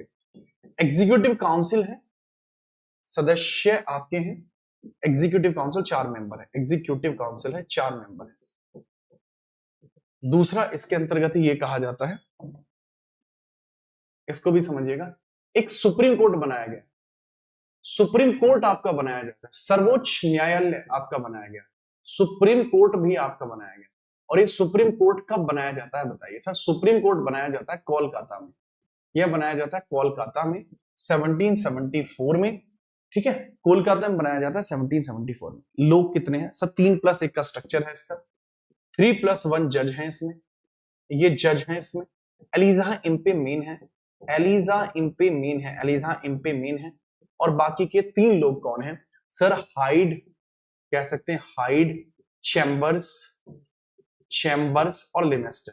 और लिमेस्टर आपको देखने को मिल जाएंगे, लिमेस्टर आपको देखने को मिल जाएंगे, लिमेस्टर आपको देखने को मिल जाएंगे। हाइड, चैम्बर्स और लिमेस्टर, एलिजा इम्पे यहां पर अध्यक्ष हो जाएंगे। भ्रष्टाचार को रोका, भ्रष्टाचार भी रोका, भ्रष्टाचार रोका, करप्शन को भी रोका, करप्शन प्रिवेंशन भी किया है, करप्शन का भी प्रिवेंशन किया। और करप्शन का प्रिवेंशन कैसे करते हैं? करप्शन का प्रिवेंशन वो बताइए सर। करप्शन का प्रिवेंशन बेसिकली किया जाता है, सबसे पहला काम करप्शन रोकने के लिए जो इन्होंने किया है, इन्होंने तगड़ा काम ये करा कि भाई साहब इन्होंने इंडिविजुअल ट्रेड को रोक दिया, इंडिविजुअल ट्रेड को रोक दिया। इन्होंने कहा इंडिविजुअल ट्रेड नहीं होगा, निजी व्यापार नहीं होगा, निजी व्यापार नहीं होगा, निजी व्यापार नहीं होगा। प्लस गिफ्ट लेने पर प्रतिबंध दे दिया गया, गिफ्ट पर प्रतिबंध, गिफ्ट यानी ब्राइब भी रोक दी जाएगी, ब्राइब पर रोक लगा कि कोई गिफ्ट नहीं लिया जाए, ये काम हुआ। इसके बाद हम क्वेश्चन करेंगे, फिर अगला एक्ट करेंगे, ऐसे ही करूंगा, ठीक है, क्योंकि ये करना जरूरी है। इसके अलावा और इसमें डिक्लेयर भी किया गया, 1773 एक्ट में डेक्लेरेशन भी किया गया है। डेक्लेरेशन करता है 2 चीजें, इसमें घोषणा की गई है 2। पहली घोषणा इसमें ये कहती है कि भाई साहब कंपनी के कार्य की जांच 20 वर्ष बाद होगी। कार्य की जांच कब होगी? 20 ईयर्स के बाद, जांच 20 वर्ष बाद। और दूसरा ये भी कहा गया कि ईस्ट इंडिया कंपनी के पास जो जमीन है, याद रखना, ईस्ट इंडिया कंपनी के पास जो जमीन है वह ब्रिटिश भारत कहलाए, पहली बार ये। प्लस ये भी कहा गया कि व्यापार जो है, व्यापार ईस्ट इंडिया कंपनी का है, व्यापार ईस्ट इंडिया कंपनी कर रही है, लेकिन यहां जो प्रशासन हो रहा है वो ईस्ट इंडिया कंपनी का नहीं है, वो है ब्रिटिश सरकार, ब्रिटिश सरकार। सीधे तौर पर यह बात भी कह दी गई कि भैया व्यापार EIC का है, बट यहां पर जो प्रशासन है, एडमिनिस्ट्रेशन है, वो ब्रिटिश सरकार, ऐसा पहली बार कहा गया। ठीक बात, ऐसा करते हैं, 1-2 एक्ट और कर लेते, फिर करेंगे कुछ, ठीक है, 1-2 एक्ट और कर लेते हैं, नेक्स्ट हम बात करते हैं। फिर इसके बाद अगला अधिनियम कौन सा आता है? 1781 आता है। इसमें थोड़ा सा परिवर्तन और किया गया है, राइट, थोड़ा सा परिवर्तन और किया गया, 1781 है। इसके बाद कौन सा एक्ट आता है बेटा? 1781 एक्ट आता है। इसको क्या बोलते हैं? संशोधनात्मक। इसमें कुछ परिवर्तन होता है ना, तभी लाया संशोधनात्मक आपका सेटलमेंट एक्ट होता है। पहली बार सेटलमेंट एक्ट आता है, इसमें क्या किया गया, अवध और उड़ीसा पर भी, अवध और उड़ीसा पर भी किसका कब्जा कर दिया गया, उड़ीसा पर बंगाल के गवर्नर जनरल का कब्जा, बंगाल के गवर्नर जनरल का अधिकार कर दिया गया कि इस पर भी बंगाल के गवर्नर जनरल का अधिकार कर दिया जाता है। ठीक है, चलो। और दूसरा क्या काम किया गया कि बंगाल का जो गवर्नर जनरल है, बंगाल का जो गवर्नर जनरल है, बंगाल का जो गवर्नर जनरल है, इसके लिए क्या बात कही जाती है, बंगाल का गवर्नर जनरल सुप्रीम कोर्ट के बाहर होगा, सुप्रीम कोर्ट के बाहर या सुप्रीम कोर्ट के अधिकार से बाहर होगा, अधिकार से बाहर होगा, अधिकार से बाहर। तो यानी सुप्रीम कोर्ट छोटा है, बंगाल का गवर्नर जनरल बड़ा है। ये गलती को छुपाने के लिए किया गया है। ठीक है, चलो। तो इस चीज को भी समझिएगा, ये क्या चीजें हैं। देखो यहीं पर ये बात समझ में आएगी आपको, यहीं पर ये बात आपको समझ में आएगी इसी के माध्यम से, संशोधनात्मक अधिनियम के माध्यम से, कि सर यहां पर आप समझना 1775 में केस हुआ था, नंद किशोर का केस हुआ। नंद किशोर जी के द्वारा 5 लाख रुपए की रिश्वत दी गई थी वॉरेन हेस्टिंग को। एक बात याद रखना। दूसरे ये कहां के हैं, बंगाल के हैं। इसके अलावा आपके 2 लोग और हैं, एक है चैत सिंह है। चैत सिंह का केस कितने का, कब का है, 1781 का है। और इसके अलावा आपकी खसीटा बेगम है, खसीटा है, खसीटा का केस भी 81 का है। इन्होंने 8 लाख रुपए दिए थे, इन्होंने 5 लाख रुपए दिए थे। जब इनको पता लगा कि नवाब, तो इन्होंने रुपए दिए थे ताकि इनके बेटे को नवाब बनाया जा सके, जैसे अभी दिल्ली पुलिस में 15-15 लाख रुपए जाते। ठीक है, याद रखना। लेकिन जब ये इस बात की शिकायत करने के लिए जाते हैं कि वॉरेन हेस्टिंग ने मुझसे जबरदस्ती रुपए लिए हैं, मुझे ठगा है, और जब इस चीज के लिए सुप्रीम कोर्ट में जाते हैं कलकत्ता में, तो कलकत्ता का सुप्रीम कोर्ट कहता है तुमने दिए क्यों, तुमसे मना नहीं किया था 1773 में कि आप गिफ्ट नहीं दे सकते, फिर भी दे रहे हो, तुम्हारी गलती है, तुम्हें सजा मिलेगी, सजा मौत। इनको सुप्रीम कोर्ट ने, जो कोलकाता का है, तो जो कलकत्ता सुप्रीम कोर्ट है, कलकत्ता सुप्रीम कोर्ट ने इन्हें, कलकत्ता सुप्रीम कोर्ट ने फांसी की सजा दी, फांसी दी। तो ये फर्स्ट जुडिशियल मर्डर है। और ये जो है बनारस के चैत सिंह, जो है बनारस के चैत सिंह है, ये इस तरीके की बातों को बहुत ऊपर लेवल तक लेकर जाते हैं। ठीक है, ये तो बंगाल की ही है। ये इस तरीके की बातों को जर्मनी वगैरह में पहुंचा देते हैं, जिस वजह से प्रेशर क्रिएट हो जाता है। ठीक है, याद रखना, प्रेशर क्रिएट हो जाता है किस पर, ब्रिटेन सरकार पर, कि वह गवर्नर जनरल की शक्तियों को रोके। और इसी वजह से गवर्नर जनरल की शक्तियों को रोकने के लिए एक अधिनियम लेकर आया जाता है 1784 का। ठीक है, याद रखना, इसको फॉक्स बिल भी बोलते हैं, पिट्स इंडिया एक्ट बोलते हैं, वैसे इसको फॉक्स बिल भी कहा जाता है। ठीक है, याद रखना। अब बात को समझना, यह पहले फॉक्स बिल था, ये पहली बार आपको पता लग रहा होगा। ठीक है, this was also known as Fox Bill, इसको फॉक्स बिल भी बोलते हैं। हुआ क्या था कि फॉक्स बिल रेडी हुआ था, फॉक्स बिल में संशोधन करते हैं, देन फॉक्स बिल में संशोधन करके इसको रेडी किया गया। सरकार को गिराना इसका काम था। ब्रिटेन के पीएम नॉर्थ और विपक्षी दल के नेता फॉक्स की मिलीजुली कोalition सरकार थी। यह सरकार इस बिल पर गिर गई थी। यह ब्रिटेन में पहली और आखिरी बार था जब कोई मिलीजुली सरकार इस तरह गिरी हो। ये कोalition गवर्नमेंट को गिराने के लिए था। और इस सरकार के गिरने की वजह से ही विलियम पिट्स इंडिया में स्थिरता लाने के लिए 1784 का एक्ट लेकर आते हैं। इस वजह से इसका नाम क्या रखा जाता है सर, इसका नाम रखा जाता है पिट्स इंडिया एक्ट, जो विलियम पिट्स ने रेडी किया था। याद रखेंगे, बहुत बढ़िया। अब पिट्स इंडिया अधिनियम के माध्यम से क्या होता है सर, पिट्स इंडिया अधिनियम के माध्यम से ईस्ट इंडिया कंपनी के कार्यों का विस्तार होता है। ठीक है, याद रखिएगा। अब यहां पर समझना, इनका एक ही नारा था, शुरुआती नारा इनका कंपनी का था, भूभाग नहीं व्यापार, not a land only business, इनका यह मानना था शुरुआत। बट यहां चेंज होता है, धीरे धीरे चीजें यहां पर परिवर्तित होती हैं, और वो बताता हूं कैसे।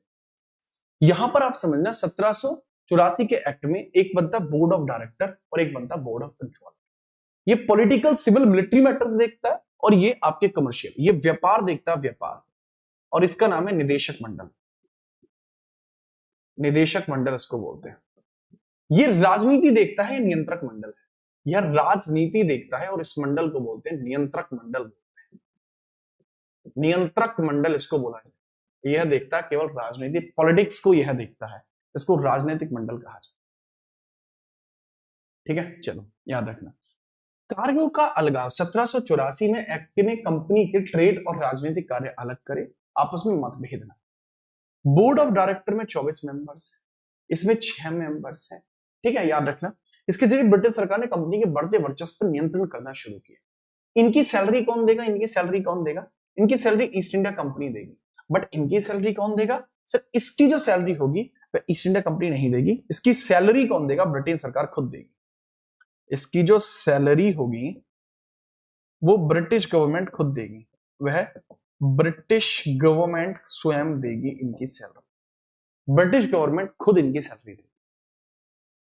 ठीक है, याद रखना बेटा। बात को समझना, जो हरीश राणा का केस है जिसमें उनको इच्छा मृत्यु के लिए बोला गया है, वो पैसिव एंथोसिया उनको बोला गया है। ठीक है, पैसिव है, एक्टिव नहीं है। पहली बात तो यूथेनेशिया, पैसिव यूथेनेशिया उनको दिया जा रहा है। इच्छा मृत्यु का अधिकार किसी को नहीं है। उनको पैसिव यूथेनेशिया इसलिए दिया जा रहा है क्योंकि वो पीछे 13 साल से एक स्पेशल केस की कैटेगरी में पहुंच चुके हैं। यहां पर यह बात हमें समझ में आती है। ठीक है, याद रखना। अब यहां पर समझते हैं पहली बात। सर यहां पर इस चीज को ऑफिशियल किया जाता है। ब्रिटिश भारत शब्द का पहला प्रयोग ब्रिटिश अधिपत्य इस एक्ट में यह स्पष्ट किया जाता है कि जो क्षेत्र अब ब्रिटिश भारत के अधीन है वो ब्रिटिश अधिपत्य कहलाएंगे। पहला दस्तावेज है, यह पहला दस्तावेज था जिसमें भारत के क्षेत्र को ब्रिटिश भारत कहा गया था। पृष्ठभूमि क्या है? यह वह समय था जब कंपनी हैदर अली और टीपू सुल्तान जैसी मजबूत शक्तियों के हथियार थे उनसे लड़ रहे थे। 1781 का पोर्टा नोवा का युद्ध चल रहा था, हैदर अली को हराया था, इसमें ब्रिटिश सरकार सतर्क हो गई थी। इस वजह से इस अधिनियम के अंदर इस बात को स्पष्ट किया गया कि भारत के अंदर जो जमीन है वह ब्रिटिश सरकार की जमीन कहलाए। ये पहली बार ब्रिटिश भारत का जो टर्म है वो पहली बार यहीं पर यूज होता है। ठीक है, याद। अब यहां पर समझिएगा, बहुत ध्यानपूर्वक समझना। ठीक, ओके। यहां पर 1784 में परिषद में भी थोड़ा सा परिवर्तन होता है। वो परिवर्तन क्या था? बिफोर 1773, आफ्टर 1784, पहले यहां पर जो 4 मेंबर्स थे आपके, वो घटा के 3 कर दिए गए। गवर्नर जनरल की परिषद में सदस्यों की संख्या 4 से घटाकर 3 कर दी गई। और इसके अंतर्गत यह भी कहा जाता है कि कमांडर इन चीफ, 3 सदस्यों में से एक कमांडर इन चीफ सेना प्रमुख होगा जो कि ब्रिटिशर ही होगा। प्रांतीय गवर्नर बंगाल के अधीन आने वाली मद्रास और बंबई जैसे प्रेसिडेंसी के गवर्नर, परिषद की संख्या भी 3 हो गई। तो अगर इन दोनों को ऐड करेंगे तो सदस्यों की संख्या टोटल हो जाएगी 6। बर्खास्त प्रांतीय सरकारों के विफल होने के गवर्नर जनरल, उन्हें बर्खास्त करने का अधिकार भी गवर्नर को मिल गया। मतलब अगर कोई स्थानीय सरकार है उसको खत्म करना है तो वह आज की डेट में गवर्नर जनरल की शक्ति बन चुकी है। इसको डायरेक्टली ऐसे ही नोट करना, इसको डायरेक्टली ऐसे ही नोट करना। बर्खास्तगी का सस्पेंशन राइट भी इसको मिलते हैं, सस्पेंशन राइट भी इसको मिलते हैं। और सस्पेंशन राइट्स क्या? सस्पेंशन राइट्स बहुत सिंपल हैं, जिनको आप सस्पेंशन राइट्स को समझेंगे कि जो बंगाल का गवर्नर जनरल है वो चाहे तो किसी छोटी मोटी सरकार को गिरा सकता है, छोटी मोटी सरकार को नष्ट कर सकता है। यह अधिकार इसको पर मिला। ठीक है, याद रखना। ओके, समझ में आई बात? ठीक है सर, यह बात आपको स्पष्ट है, समझ में आ गई।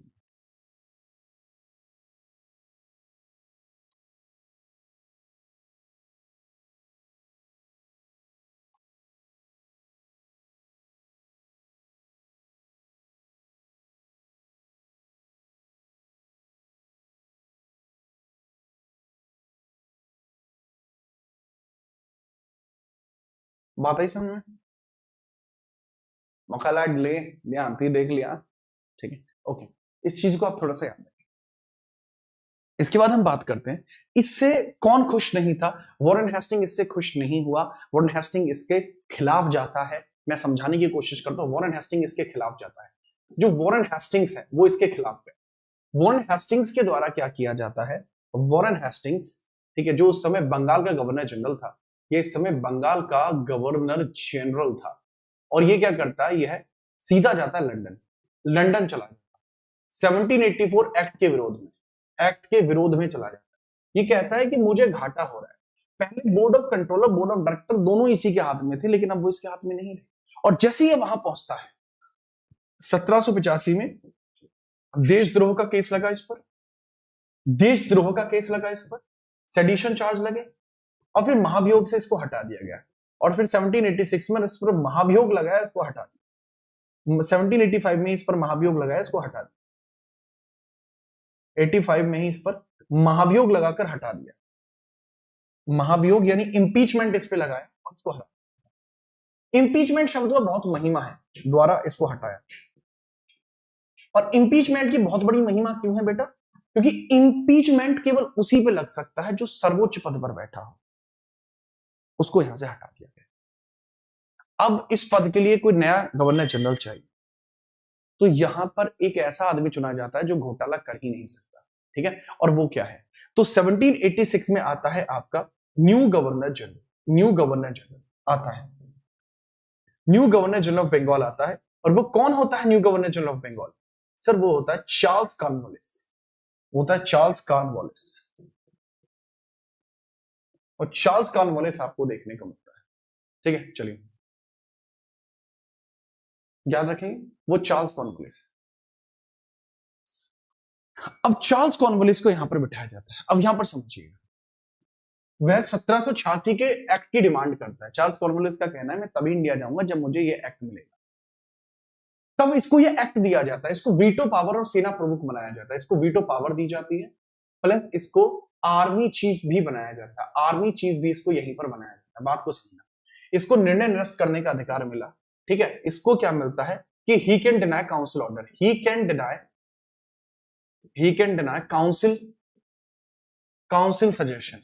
वो काउंसिल के द्वारा दिए गए सजेशन को डिनाई कर सकता है। और दूसरा, वो कमांडर इन चीफ कहलाएगा। इस एक्ट के द्वारा गवर्नर जनरल को ही कमांडर इन चीफ, सेना की शक्ति में बदल दिया गया।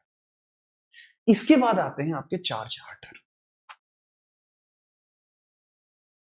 1793 का चार्टर, इसके बाद चार चार्टर आते हैं। चारों चार्टर को देखते हैं और चारों चार्टर्स को समझते हैं, ठीक है। बात को समझिएगा, इसको फटाफट नोट करिए, फिर आगे बढ़ते हैं।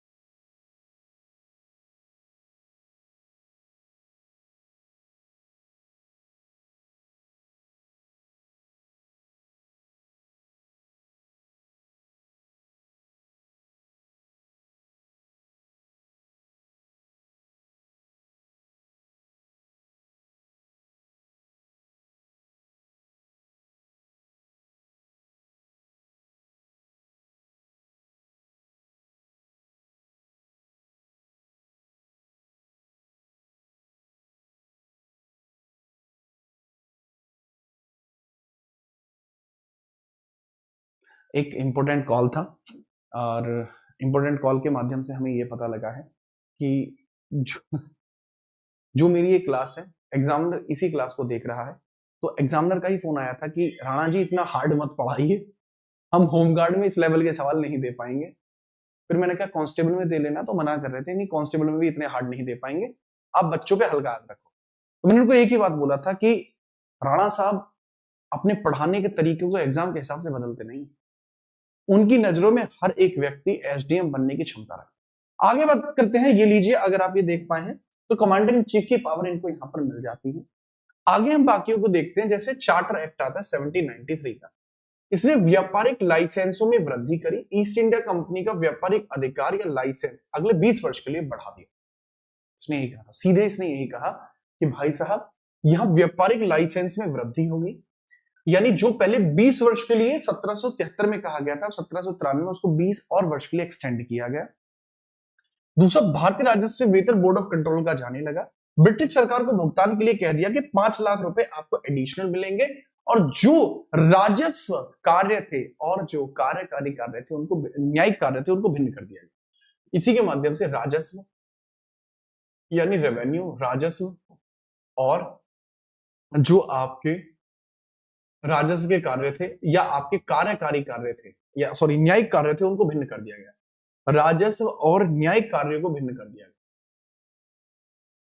न्यायिक कार्य भिन्न कर दिए गए, न्यायिक कार्य भिन्न कर दिए। कह दिया गया कि कोई व्यक्ति अगर रेवेन्यू का काम करता है तो वो जुडिशरी का काम नहीं कर सकता, जो जुडिशरी का काम करता है वो रेवेन्यू का काम नहीं कर सकता। ठीक है, चलिए। अनुपम ऐसा नहीं है यार, ठीक है, आगे हम बात करते हैं, वो समझिएगा। ठीक, आगे दूसरा इंपोर्टेंट है भाई साहब, इसके बाद 1793 के चार्टर के अंतर्गत ये किया गया था, मैं बता चुका हूं, कंपनी का प्रॉफिट कम होने लगा, इंडिया से जो रेवेन्यू था वो सीधा ब्रिटेन की जेब में जा, ये सीधा ब्रिटेन की झोली में जा, इसको समझिए। आगे समझेंगे, नेक्स्ट है फिर 1813 के चार्टर की पृष्ठभूमि तैयार होती है। Napoleon Bonaparte, Napoleon Bonaparte instability लेके आ जाता, अनस्टेबिलिटी लेकर आ जाता। नेपोलियन का जो महाद्वीप व्यवस्था है, फ्रांस के शासक नेपोलियन बोनापार्ट ब्रिटेन को आर्थिक रूप से कमजोर करने के लिए महाद्वीपीय व्यवस्था, कॉन्टिनेंटल सिस्टम लागू करते हैं। ब्रिटेन के व्यापार पर रोके, नेपोलियन ने अपने सहयोगियों से ब्रिटेन का सामान खरीदने पर रोक लगा दी। ब्रिटेन यूरोप की मुख्य भूमि से अलग था, इसलिए अन्य ब्रिटिश व्यापारियों का व्यापार नष्ट होने लगा। महारानी पर दबाव पड़ा, बर्बाद हो रहे ब्रिटिश व्यापारियों ने ब्रिटिश महारानी पर दबाव बनाया कि ईस्ट इंडिया कंपनी का एक अधिकार खत्म किया जाए ताकि वो भी पूर्वी देशों में जाकर व्यापार कर सके। याद रखना, महारानी पे प्रेशर क्रिएट होता है नेपोलियन बोनापार्ट की वजह से। ये थियरी केवल वर्ल्ड हिस्ट्री में पढ़ाई जाती है, बट कमाल की बात देखो मैं इसे किस बैच में पढ़ा रहा हूं। ठीक है, ध्यान रखिएगा, इसको आप ध्यानपूर्वक समझिए, यह इंपॉर्टेंट बात है। अगली बात हम करते हैं कि एक अधिकार की समाप्ति होती है, कंपनी का मोनोपोली अबॉलिश होती है, ईआईसी मोनोपोली होती है अबॉलिश। ईआईसी की जो मोनोपोली है वो होती है अबॉलिश, अबॉलिश होती है, और उसको हम यहां समझते हैं। एक अधिकार की समाप्ति होती है, एबोल्यूशन होता है मोनोपोली का, एबोल्यूशन होता है, एबोल्यूशन होता है ऑफ मोनोपोली, एबोल्यूशन होता है मोनोपोली का, और इसको आप समझिए। ईस्ट इंडिया कंपनी का व्यापार का एक अधिकार आंशिक रूप से खत्म कर दिया गया। अपवाद क्या होता है, दो चीजों पर कंपनी का एक अधिकार है, चाय पर और चीन के साथ व्यापार पर। एक अधिकार खत्म होते हैं पूर्वी देशों के लिए भी, ब्रिटेन की अन्य कंपनी भी भारत में व्यापार के लिए आ सकती है, पहली बार ऐसा। ठीक है, बात को समझिएगा। इसके अलावा दो बातें और यहां पर कही गई थी, उनको भी समझ लेना।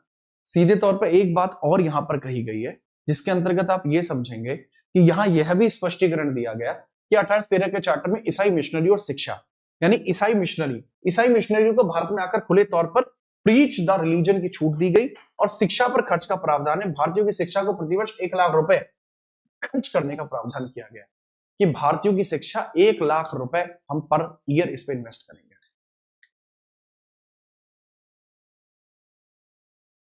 ठीक बात, याद रखना। ये 1833 का अधिनियम था, 1833 का अधिनियम था। अच्छा, अगर हम बात करते हैं जो भारत आने वाले पहले ईसाई मिशनरी थे उनका नाम क्या, मिस्टर थॉमस आए थे पहले। ये देखो, ये आप सबने पढ़ रखा है। अब इसमें नया कॉन्सेप्ट पढ़ाता हूँ, वो पीसीएस का ही है। कॉन्सेप्ट ये है कि भारत जो पहले आते हैं वो थॉमस एपोस्टल है, 52 एडी में केरल आया था, भारत आने वाला पहला ईसाई मिशनरी। और भारत में पहली church saint Thomas church 52 AD में बनी है। यूरोपीय शैली की पहली चर्च मैसाहा में है। यूरोपीय शैली की पहली चर्च सेंट फ्रांसिस चर्च है, त्रिशूर केरल में 1508 में बनी। अकबर के समय में अंग्रेज स्टीफन थॉमस था, रॉल्फ फिंच था, पहले भी आ चुके थे। और जनसंख्या के डेमोग्राफ देखते हैं, आज भारत में बौद्ध, जैन और सिखों से ज्यादा ईसाई हैं 2011 की डेमोग्राफ के अकॉर्डिंग, जिसका कारण 1813 के चार्टर से मिली है छूट और धर्म परिवर्तन। याद रखना, ठीक है। ओके, नेक्स्ट हम बात करते हैं, अगला आप सवाल समझिए। इसके बाद हम बात करते हैं, आपको अगला पॉइंटर क्या देखने को मिलता है, 1833 का चार्टर।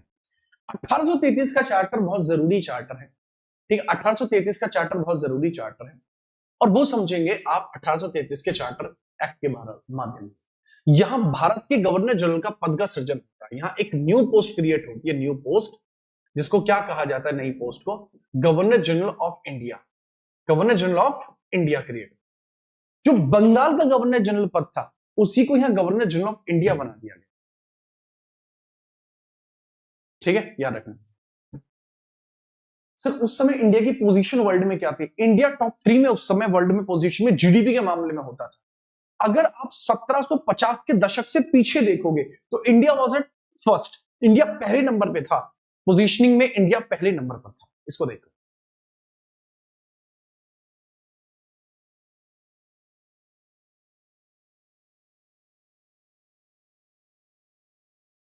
ठीक बात। आगे हम बात करते हैं, पदनाम में परिवर्तन हुआ। प्रथम भारत का गवर्नर जनरल विलियम बेंटिक था। 1828 से बंगाल का गवर्नर जनरल था। 1833 से वह उसे नया पद मिला, ठीक बात है, वेरी वेरी इंपॉर्टेंट। अगली बात, 1833 के चार्टर में कानून बनाने की शक्ति, यह प्रावधान किया गया कि भारत का गवर्नर जनरल और उसकी परिषद ही पूरे भारत के लिए कानून बनाएगी। प्रांतों की शक्ति छिन गई। बंबई और मद्रास जैसी प्रांतीय सरकारों को कानून बनाने की शक्ति छीन ली गई। उन्हें 1726 में एक्ट में सत्ता मिली थी, बट उनकी पावर भी खींच ली गई, याद रखिएगा, याद रखिएगा। सारी सत्ता यहां कोलकाता में आ जाती है। इसके बाद हम समझते हैं, इसके अंतर्गत चौथा सदस्य भी आता है। गवर्नर जनरल की परिषद में चौथा मेंबर आता है। सदस्यों की संख्या बढ़ी। कानून बनाने के लिए गवर्नर जनरल की परिषद में सदस्यों की संख्या 3 से बढ़ाकर 4 कर दी गई। विधि सदस्य लॉ मेंबर है। चौथा सदस्य मैकोले है, जो लॉ मेंबर है। मतदान का अधिकार मैकोले को नहीं है। अगर हम बात करते हैं, 1834 में ही आपको देखने को मिलेगा भारत का पहला लॉ कमीशन भी बना। भारत का पहला लॉ कमीशन भी बनता है। लॉ कमीशन भी आपको यहां देखने को मिला। भारत का पहला लॉ कमीशन भी आपको यहीं देखने को मिलता है। इंडिया का पहला लॉ कमीशन भी यहीं देखने को मिलता है, ठीक है, याद रखिएगा। और जो पहला लॉ कमीशन है, इसके अध्यक्ष कौन है? TB Macaulay. अध्यक्ष कौन है? Thomas Babington Macaulay. TB Macaulay इनका नाम है, मैकॉले इनका नाम है। This is Thomas Babington Macaulay, ठीक, याद रखिएगा। ओके ओके, नेक्स्ट हम बात करते हैं, ये मैंने बताया प्रथम विधि आयोग बनता है। आईपीसी को बनाने के लिए यही जिम्मेदार है, याद रखना। मैकॉले की सिफारिश पर 1834 में पहला फर्स्ट लॉ कमीशन बनता है। इसमें कुल 4 सदस्य थे। अध्यक्ष चेयरमैन मैकॉले था। भारत के लिए कानून का निर्माण, आईपीसी इंडियन पेनल कोड 1860 इन्होंने ही बनाई है, जो 1862 में लागू हुई है, ठीक है। भारतीय साक्ष्य अधिनियम भी इन्होंने ही बनाया। वर्तमान में आईपीसी की जगह बीएनएस है और साक्ष्य अधिनियम की जगह बीएसए है, वो सब इन्होंने ही बनाया, ठीक है, याद रखना। आगे हम बात करते हैं, इसको आप समझिएगा। वर्तमान में 23वां लॉ कमीशन आपका चल रहा है, ठीक, समझिएगा। इसके बाद आप देखेंगे क्या आता है। इसके बाद आप देखेंगे क्या आपको देखने को मिलता है। इसके बाद आपको देखने को मिलता है, इसमें थोड़ी थोड़ी चीजें, कंपनी की मोनोपोली पूरी तरीके से खत्म कर दी गई, ठीक है, याद रखना, इसकी जरूरत नहीं है, इसको हटाइए। यहां इसको जरूर देख लेना, एबोलिशन ऑफ स्लेवरी हो गया, स्लेवरी के एबोलिशन का प्रयास किया गया। 1833 में प्रपोज किया जाता है, 1847 में इलीगल एलन बॉर्ग ने की थी। 1833 में चार्टर में दास प्रथा के उन्मूलन को करने का प्रावधान किया गया था। बिना इच्छा के जबरन काम कराना, इंसान खरीदना बेचना अवैध घोषित, लेकिन ये 1833 में नहीं हो पाया, ये 1843 में आपका यह हो पाता। इसके बाद अंतिम यहां चीज देखने को मिलती है, ठीक है, चलिए एक बच्चा कह रहा है सर उस एप्लीकेशन के ऊपर जो स्टडी मटेरियल में पॉलिटी के शॉर्ट नोट्स हैं वो भी आपने ही तैयार करके डाले। बल्लू और कौन डाल सकता है? बेटा polity, history, geography, economics, current affairs, UP G K, मतलब जीएस का जो पोर्शन है, तुम्हें सच में लगता है कि मेरे अलावा कोई और करेगा उसको? तो थोड़ा सा समझिएगा। इसके बाद हम अगली चीज हम यहां पर बताते हैं, लास्ट चार्टर है आपका, लास्ट चार्टर है 1853 का चार्टर। इसमें क्या क्या हुआ? 1853 का चार्टर है, लास्ट है। अब 1853 के चार्टर को हम समझते हैं। अंतिम चार्टर, अंतिम चार्टर आपको जो देखने को मिलता है ये 1853 का। इसमें क्या किया गया कि अब यहां पर क्या किया जाता है, एक भारत के अंतर्गत जो बोर्ड ऑफ डायरेक्टर था, बोर्ड ऑफ डायरेक्टर में सदस्यों की संख्या कम की गई। सदस्य 24 से घटाकर कितने कर दिए गए सर? 24 से घटाकर यह 12 कर दिए, 18 कर दिए गए, 18 हुए। एक अखिल भारतीय विधायी परिषद बनाया गया, एक अखिल भारतीय विधायी परिषद बनाया, अखिल भारतीय विधायी परिषद बनाया गया, विधायी परिषद बनाया गया। इसका मतलब क्या है? ऑल इंडिया, आपका ऑल इंडिया लेजिस्लेटिव काउंसिल बनाया जाए, लेजिस्लेटिव काउंसिल आपका बनाया। और ये जो ऑल इंडिया लेजिस्लेटिव काउंसिल है ना मेरे लाल, इसके अंतर्गत सदस्य कितने? इसमें 12 सदस्य रखे गए। बंगाल में एक पद बनाया जाता है जिसको बोल जाते हैं बंगाल का लेफ्टिनेंट गवर्नर। बंगाल में लेफ्टिनेंट गवर्नर बनाया जाता है। बंगाल में क्या बनाया जाता है? बंगाल में पद बनाया जाता है। बंगाल में पद बनाया गया, कौन सा? लेफ्टिनेंट गवर्नर का, लेफ्टिनेंट गवर्नर का पद बनाया गया। ये कौन है? फ्रेडरिक हेलिडे है, हेलिडे बनाया जाता है। सिविल सेवा जो है उसको एग्जाम बेस कर दिया गया। सिविल सर्विसेज जो एग्जाम है, सिविल सर्विसेज का जो एग्जाम है, सिविल सर्विसेज का जो एग्जाम है उसको क्या कर दिया गया? सिविल सर्विसेज एग्जाम को, सर सिविल सर्विसेज एग्जामिनेशन को यह आपका एक अलग बेसिस पर रेडी कर दिया जाता है। ठीक है, चलो तो सिविल सर्विसेज एग्जाम को यहां पर रेडी कर दिया जाता है कैसे? 1854 से इसको कर दिया जाता है कंपटीशन बेस्ड कर दिया है, प्रतियोगी आधार, प्रतियोगी लिखित परीक्षा, प्रतियोगी परीक्षा का आधार दिया गया। और ये प्रतियोगी परीक्षा कहां पर होनी है? प्रतियोगी परीक्षा @ लंदन। प्रतियोगी परीक्षा लंदन में होने का दावा किया गया कि यह प्रतियोगी परीक्षा लंदन में होगी। ठीक है धनंजय, कहा गया कि ये प्रतियोगी परीक्षा कंपटीशन लेवल का जो एग्जाम है यह लंदन में होगा, ये यहीं की सिफारिश पर बने। ये बात यहां पर कर दी गई। ठीक है सर, 1853 के चार्टर के अंतर्गत समझना 1854 में वुड डिस्पैच एक्ट भी आता है। वुड्स एक्ट भी आया जो भारतीय शिक्षा में सुधार किए गए। कहा गया कि भारतीय शिक्षा, जो जितनी भी हायर एजुकेशन है, जो भारतीय एजुकेशन है वो इंग्लिश पर ही डिपेंड करेगी।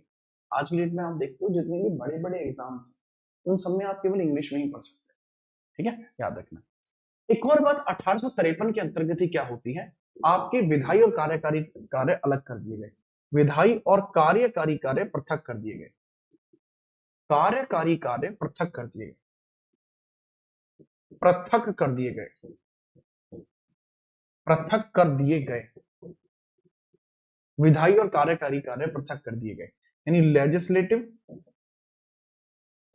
और एग्जीक्यूटिव वर्क सेपरेट कर दिए गए, एग्जीक्यूटिव वर्क कर दिए गए सेपरेट, एग्जीक्यूटिव वर्क क्या कर दिए गए? सेपरेट कर दिए गए। ठीक है, विधायी और एग्जीक्यूटिव काम क्या कर दिए गए? सेपरेट कर। यह काम होता है 1853 चार्टर। बट कंपनी के लिए जितनी भी अधिनियम थे वह यहां पर आते हैं, और मोनोपोली तो पूरी तरीके से खत्म हो चुकी है, पहले ही खत्म हो चुकी है मोनोपोली। ये काम यहां पर होते हैं। तो यहां पर हमने पहले हिस्से को पूरा किया, मतलब जो मैं यहां से बताता आपको आ रहा था कि भाई साहब आप यहां समझिएगा कि अधिनियम आपको जो देखने को मिले हैं, यहां मैंने पूरी तरीके से आपको कंपनी के एक्ट्स को यहां पढ़ाया। समझ पाए? अब क्वेश्चंस के लिए तैयार हो तो बता दीजिए। पहले हम इससे रिलेटेड क्वेश्चन करेंगे, फिर शाही अधिनियमों को देखेंगे। पहले हम इससे रिलेटेड क्वेश्चंस करें, बताओ फटाफट। बात करते हैं सर क्वेश्चन से रिलेटेड। ये लो सर क्वेश्चन ही क्वेश्चंस, थोक के भाव में क्वेश्चंस करेंगे सर। ये लीजिए पहला सर, अब जो पढ़ा है वो आपके दिमाग में कंक्रीट होना चाहिए, यही मेरा काम है। जो पढ़ाए वो आपको सटीक लेवल पे समझ में आना चाहिए। ये लीजिए क्वेश्चन, पहला सवाल है पहली, अच्छा बेटा आज आज इसमें हिंदी देख लेना, कल से अंग्रेजी भी इसमें शामिल हो जाएगी, केवल पहले दिन है इसलिए ये हिंदी देख लेना, ठीक है। बहुत जल्दबाजी में इसको रेडी करा गया है क्वेश्चंस को, पहले क्वेश्चंस में नहीं लाने वाला था, बट टीम के सजेशन पर मैं क्वेश्चंस लेकर आया, टीम का कहना था क्वेश्चंस, ठीक है। बताइए इसके अंतर्गत पहला, 1773 के रेगुलेटिंग एक्ट के संदर्भ में निम्नलिखित कथनों पर विचार करिए। इसने पहली बार कंपनी के राजनीतिक और प्रशासनिक कार्यों को मान्यता दी। इसने बंगाल के गवर्नर जनरल को नामित किया और इसकी सहायता के लिए 5 सदस्यों के कार्यकारी परिषद का गठन किया। गलत बेटा, 4 सदस्यीय गठन हुआ था, 4 सदस्यीय गठन हुआ था, 4 सदस्यों का गठन हुआ था। इसने मद्रास और बॉम्बे प्रेसिडेंसी के गवर्नर को बंगाल के गवर्नर जनरल के अधीन कर दिया। ये स्टेटमेंट सही है, पहला सही, केवल पहला और तीसरा, क्योंकि सदस्यों का काम 4 था।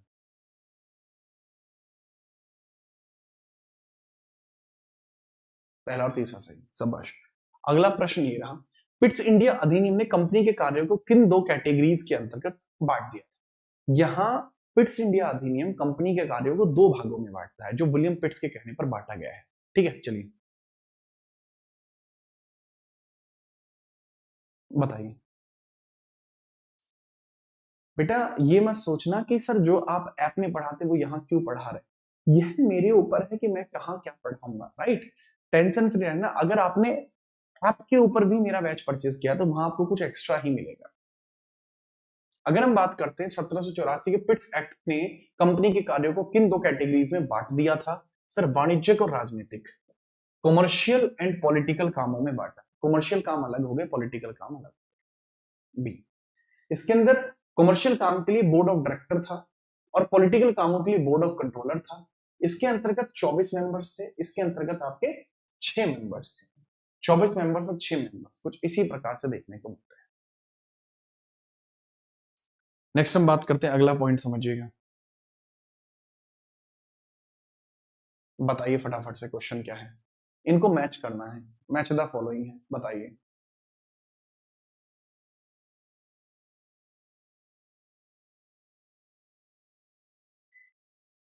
एक बच्चा कह रहा है हमारे पैसे डूबे, टेंशन फ्री रहो बेटा, अगर मैं फ्री में इतना पढ़ा सकता हूं तो आपने तो मुझे पैसे दिए हैं, आपको तो मैं क्या ही पढ़ा दूंगा, वो तो समझ में आएगा आपको, टेंशन मत लेना।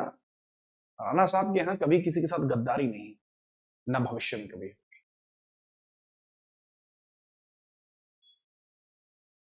पिट्स इंडिया अधिनियम 1784 को अगर हम देखते हैं, कंपनी के कार्यों का पृथक्करण होता है। 1813 कंपनी के एकाधिकार की पूर्ण समाप्ति 1833 में होती है। लेजिस्लेटिव काउंसिल, भारत में पहली बार विधायी परिषद 1853 में बनती है। 1813 में ईसाई मिशनरियों का आगमन होता है। देखो 2 का डी, ए का सी, 3 का ए, 4 का बी, करेक्ट आंसर ए हो, यही हुआ है बेटा, ऑप्शन ए करेक्ट है, ठीक। अगला प्रश्न, अगले प्रश्न के बारे में बताएंगे, ठीक है। अगले प्रश्न के बारे में बताएंगे, क्योंकि ये भी मैं आपको पढ़ा चुका हूं, इसमें आप मुझे बताइए यह वाला, क्योंकि यहां पे मैं ये तो आपको बता ही चुका हूं ना किसका ऑर्डर क्या है, ये तो मैं पढ़ा ही चुका हूं किसका ऑर्डर क्या है।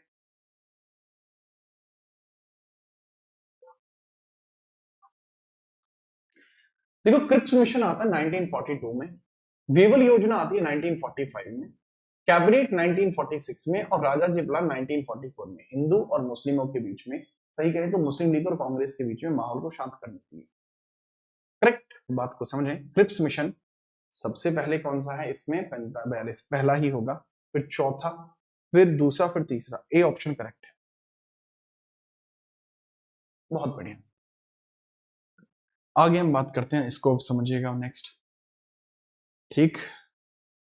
पिट्स इंडिया अधिनियम के अंतर्गत आप मुझे बताएंगे, पिट्स इंडिया अधिनियम के अंदर बोर्ड ऑफ कंट्रोल में कितने सदस्य थे, how many members were there in the board of control, board of control में कितने मेंबर्स थे। सो बोर्ड ऑफ कंट्रोल के अंदर 6 मेंबर्स थे, डायरेक्टर के अंदर आपके 24 थे। Director board, board of director के अंदर जो बोर्ड ऑफ डायरेक्टर है, इसके अंतर्गत आपके 24 मेंबर्स थे, 24 सदस्य थे, यहाँ 6 सदस्य। सैलरी कौन देता था, इनकी सैलरी ब्रिटेन सरकार देती थी 1793 तक, इनकी सैलरी ईस्ट इंडिया कंपनी शुरुआत से। नेक्स्ट आगे हम बात करेंगे, जो एक और तगड़े लेवल का सवाल है, ये रहा, किस अधिनियम ने बंगाल के गवर्नर जनरल को भारत का गवर्नर जनरल बना?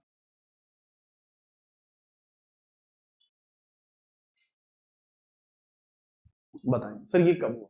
सर जो बंगाल के गवर्नर जनरल हैं इस पद को भारत का गवर्नर जनरल बनाया जाता है 1833 के चार्टर अधिनियम के माध्यम से, 1833 के चार्टर एक्ट के माध्यम से ऐसा हुआ।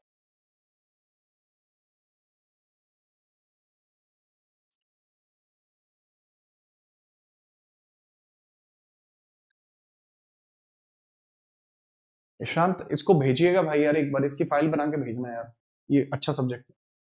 दूसरा हम इसके अंतर्गत बात करते हैं, नेक्स्ट आगे आप बढ़ेंगे, ठीक है, और आपको समझ में आएगा। और मैं देखता हूं इसके अंतर्गत 1833 के बारे में बताइए, कौन सा कथन सही है कौन सा गलत है। इसने बंगाल के गवर्नर जनरल को भारत का गवर्नर जनरल बना दिया, ठीक है। क्या यह सच बात है कि इसने ही बंगाल के गवर्नर जनरल को भारत का गवर्नर जनरल बना दिया? ये भी सही है। इसने बॉम्बे और मद्रास के गवर्नर की विधायी शक्तियों को पूरी तरीके से समाप्त कर दिया, ये भी सही है। इसने सिविल सेवकों के चयन के लिए खुली प्रतियोगिता प्रणाली शुरू करने का प्रयास किया, लेकिन बोर्ड ऑफ डायरेक्टर के विरोध के कारण लागू नहीं, ये भी सही है। बेटा तीनों स्टेटमेंट सही है, ठीक है, याद है, ये मुझे अच्छा लगता है। अब यहाँ पे न्यौछावर आई है, एक अलग लेवल की न्यौछावर आई है। कमाल की बात यह है कि लोग देखो यार, एक शिक्षक जो है ना, शिक्षक एक बड़ी टेढ़ी खीर होती है ना। अब यहाँ सबका अपना अलग अलग है। यहाँ बच्चे मुझसे पढ़ने के लिए सुपर चैट कर देते हैं, और कहीं लोगों को, बच्चों को पढ़ने के लिए पैसे देने पड़ते हैं। तो यार ये लेवल अलग।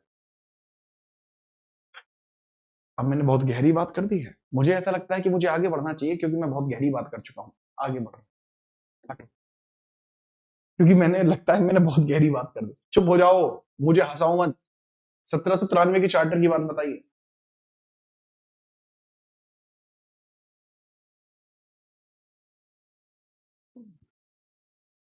डन डन निशांत भाई। इसकी हम बात करते हैं अधिनियम के बारे में क्या सकता है। इसने गवर्नर जनरल को भविष्य में उसके उत्तराधिकारी और प्रेसिडेंसी के गवर्नर पर अधिकार दिए थे, ठीक है। 1793 के चार्टर ने उत्तराधिकारी और प्रेसिडेंसी पर गवर्नर को अधिक अधिकार दिए, ठीक है। इसने कमांडर इन चीफ के गवर्नर जनरल की परिषद का सदस्य होने की अनिवार्यता को समाप्त कर दिया। बोर्ड ऑफ कंट्रोल के सदस्य का वेतन भारतीय राजस्व से दिया जाएगा, ये सही है। कमांडर इन चीफ के गवर्नर जनरल के परिषद का सदस्य होने की अनिवार्यता को समाप्त कर दिया। बेटा ये यहां नहीं किया था, ये पहले ही किया जा चुका था, ठीक है। नहीं ये किया था पूछा सही के सत्य, तीनों ही सही। Again 1 2 3 all 3। अच्छा बोरिंग हो गया, ठीक है कोई नहीं, चलो अब नहीं लपेटूंगा। लेकिन डुगू आप भी बताओ, क्या ये सही बात है जो हो रही है? बताओ, आप खुद बताओ क्या ये सही है? आप खुद बताइए। 1 3 ऑप्शन में नहीं था ना, इसलिए मैंने आया। अगर 1 3 ऑप्शन में होता ना, फिर मैं 1 3 के साथ जाता। अगर 1 3 ऑप्शन में होता, मैं 1 3 के साथ जाता। है नहीं ऑप्शन में। आगे हम बात करते हैं, उसके अंतर्गत भी समझते हैं, ठीक। आगे आप समझिएगा, यहां पर और देखने को मिलता है। बताइए द्वैत शासन प्रणाली को कब खत्म कर दिया गया है, ठीक है। हालांकि ये अभी आपने पढ़ा नहीं है, अगली क्लास में आप पढ़ोगे, यह आपने अभी पढ़ा नहीं है, अगली क्लास में आप पढ़ोगे। आज के लिए अंतिम सवाल है। चलो ठीक है, मैं आगे से ऐसा नहीं करूंगा, ठीक है। चलो अब हम बात करते हैं जो डुअल गवर्नेंस की प्रणाली किस अधिनियम से समाप्त कर दी गई। देखो डुअल गवर्नमेंट के सिस्टम को 1858 के भारत शासन अधिनियम के द्वारा समाप्त कर दिया, ठीक है। चलिए याद रखना, ठीक है। तो यह होता है आज की क्लास का आपका अंतिम सवाल। मैंने बोला था कि मैं ज्यादा पढ़ाऊंगा आज की क्लास में, लेकिन बहुत ज्यादा हो जाए, ठीक है। चलिए तो करेक्ट आंसर यहाँ पे इतना ही रहेगा, ठीक है। चलो तो करेक्ट आंसर आपका ऐसा ही रहेगा, इसके बारे में आप याद रखना, कोई समस्या नहीं होगी। कल हम पूरे के पूरे जो क्राउन एक्ट है उनको निपटा दें। हर एक बच्चा क्लास में उपस्थित होना। ये शीट आपको कहां से देखने को मिलेगी, ये पूरे के पूरे क्वेश्चंस वगैरह के साथ आपको कहां से देखने को मिलेंगे, यार लाइक तो कर दो कम से कम। ये आप जब जाएंगे टेलीग्राम पर, तो यह आप लोगों का टेलीग्राम चैनल है। इस टेलीग्राम चैनल के अंतर्गत ही आपको मिल जाएगा। 1,90,000 लोगों का समर्थन यहाँ पर मुझे मिला, उसके लिए आपका बहुत बहुत आभार। अच्छा लगा, ठीक है। यार देखना, आप कल मिलते हैं अच्छे से भाई, रोज आना है आपको, है ना, रोज आना। अब अगर आप में से कोई ऐसा बच्चा है जो रेलवे के लिए पढ़ना चाहता है, रेलवे के लिए जिसको एनालिसिस देखना है आज के पूरे दिन में क्या कुछ रहा है, तो रेलवे के एनालिसिस में भी कूद पड़ना। यहाँ पे मैं आपको यहाँ पे भी दर्शन प्रकट करने वाला हूँ थोड़ी बहुत देर, ठीक है, इसके लिए भी रेडी रहना। मिलते हैं कल, तब तक जय हिंद, वंदे मातरम। दूसरी क्लास भी है ना भाई अभी यूट्यूब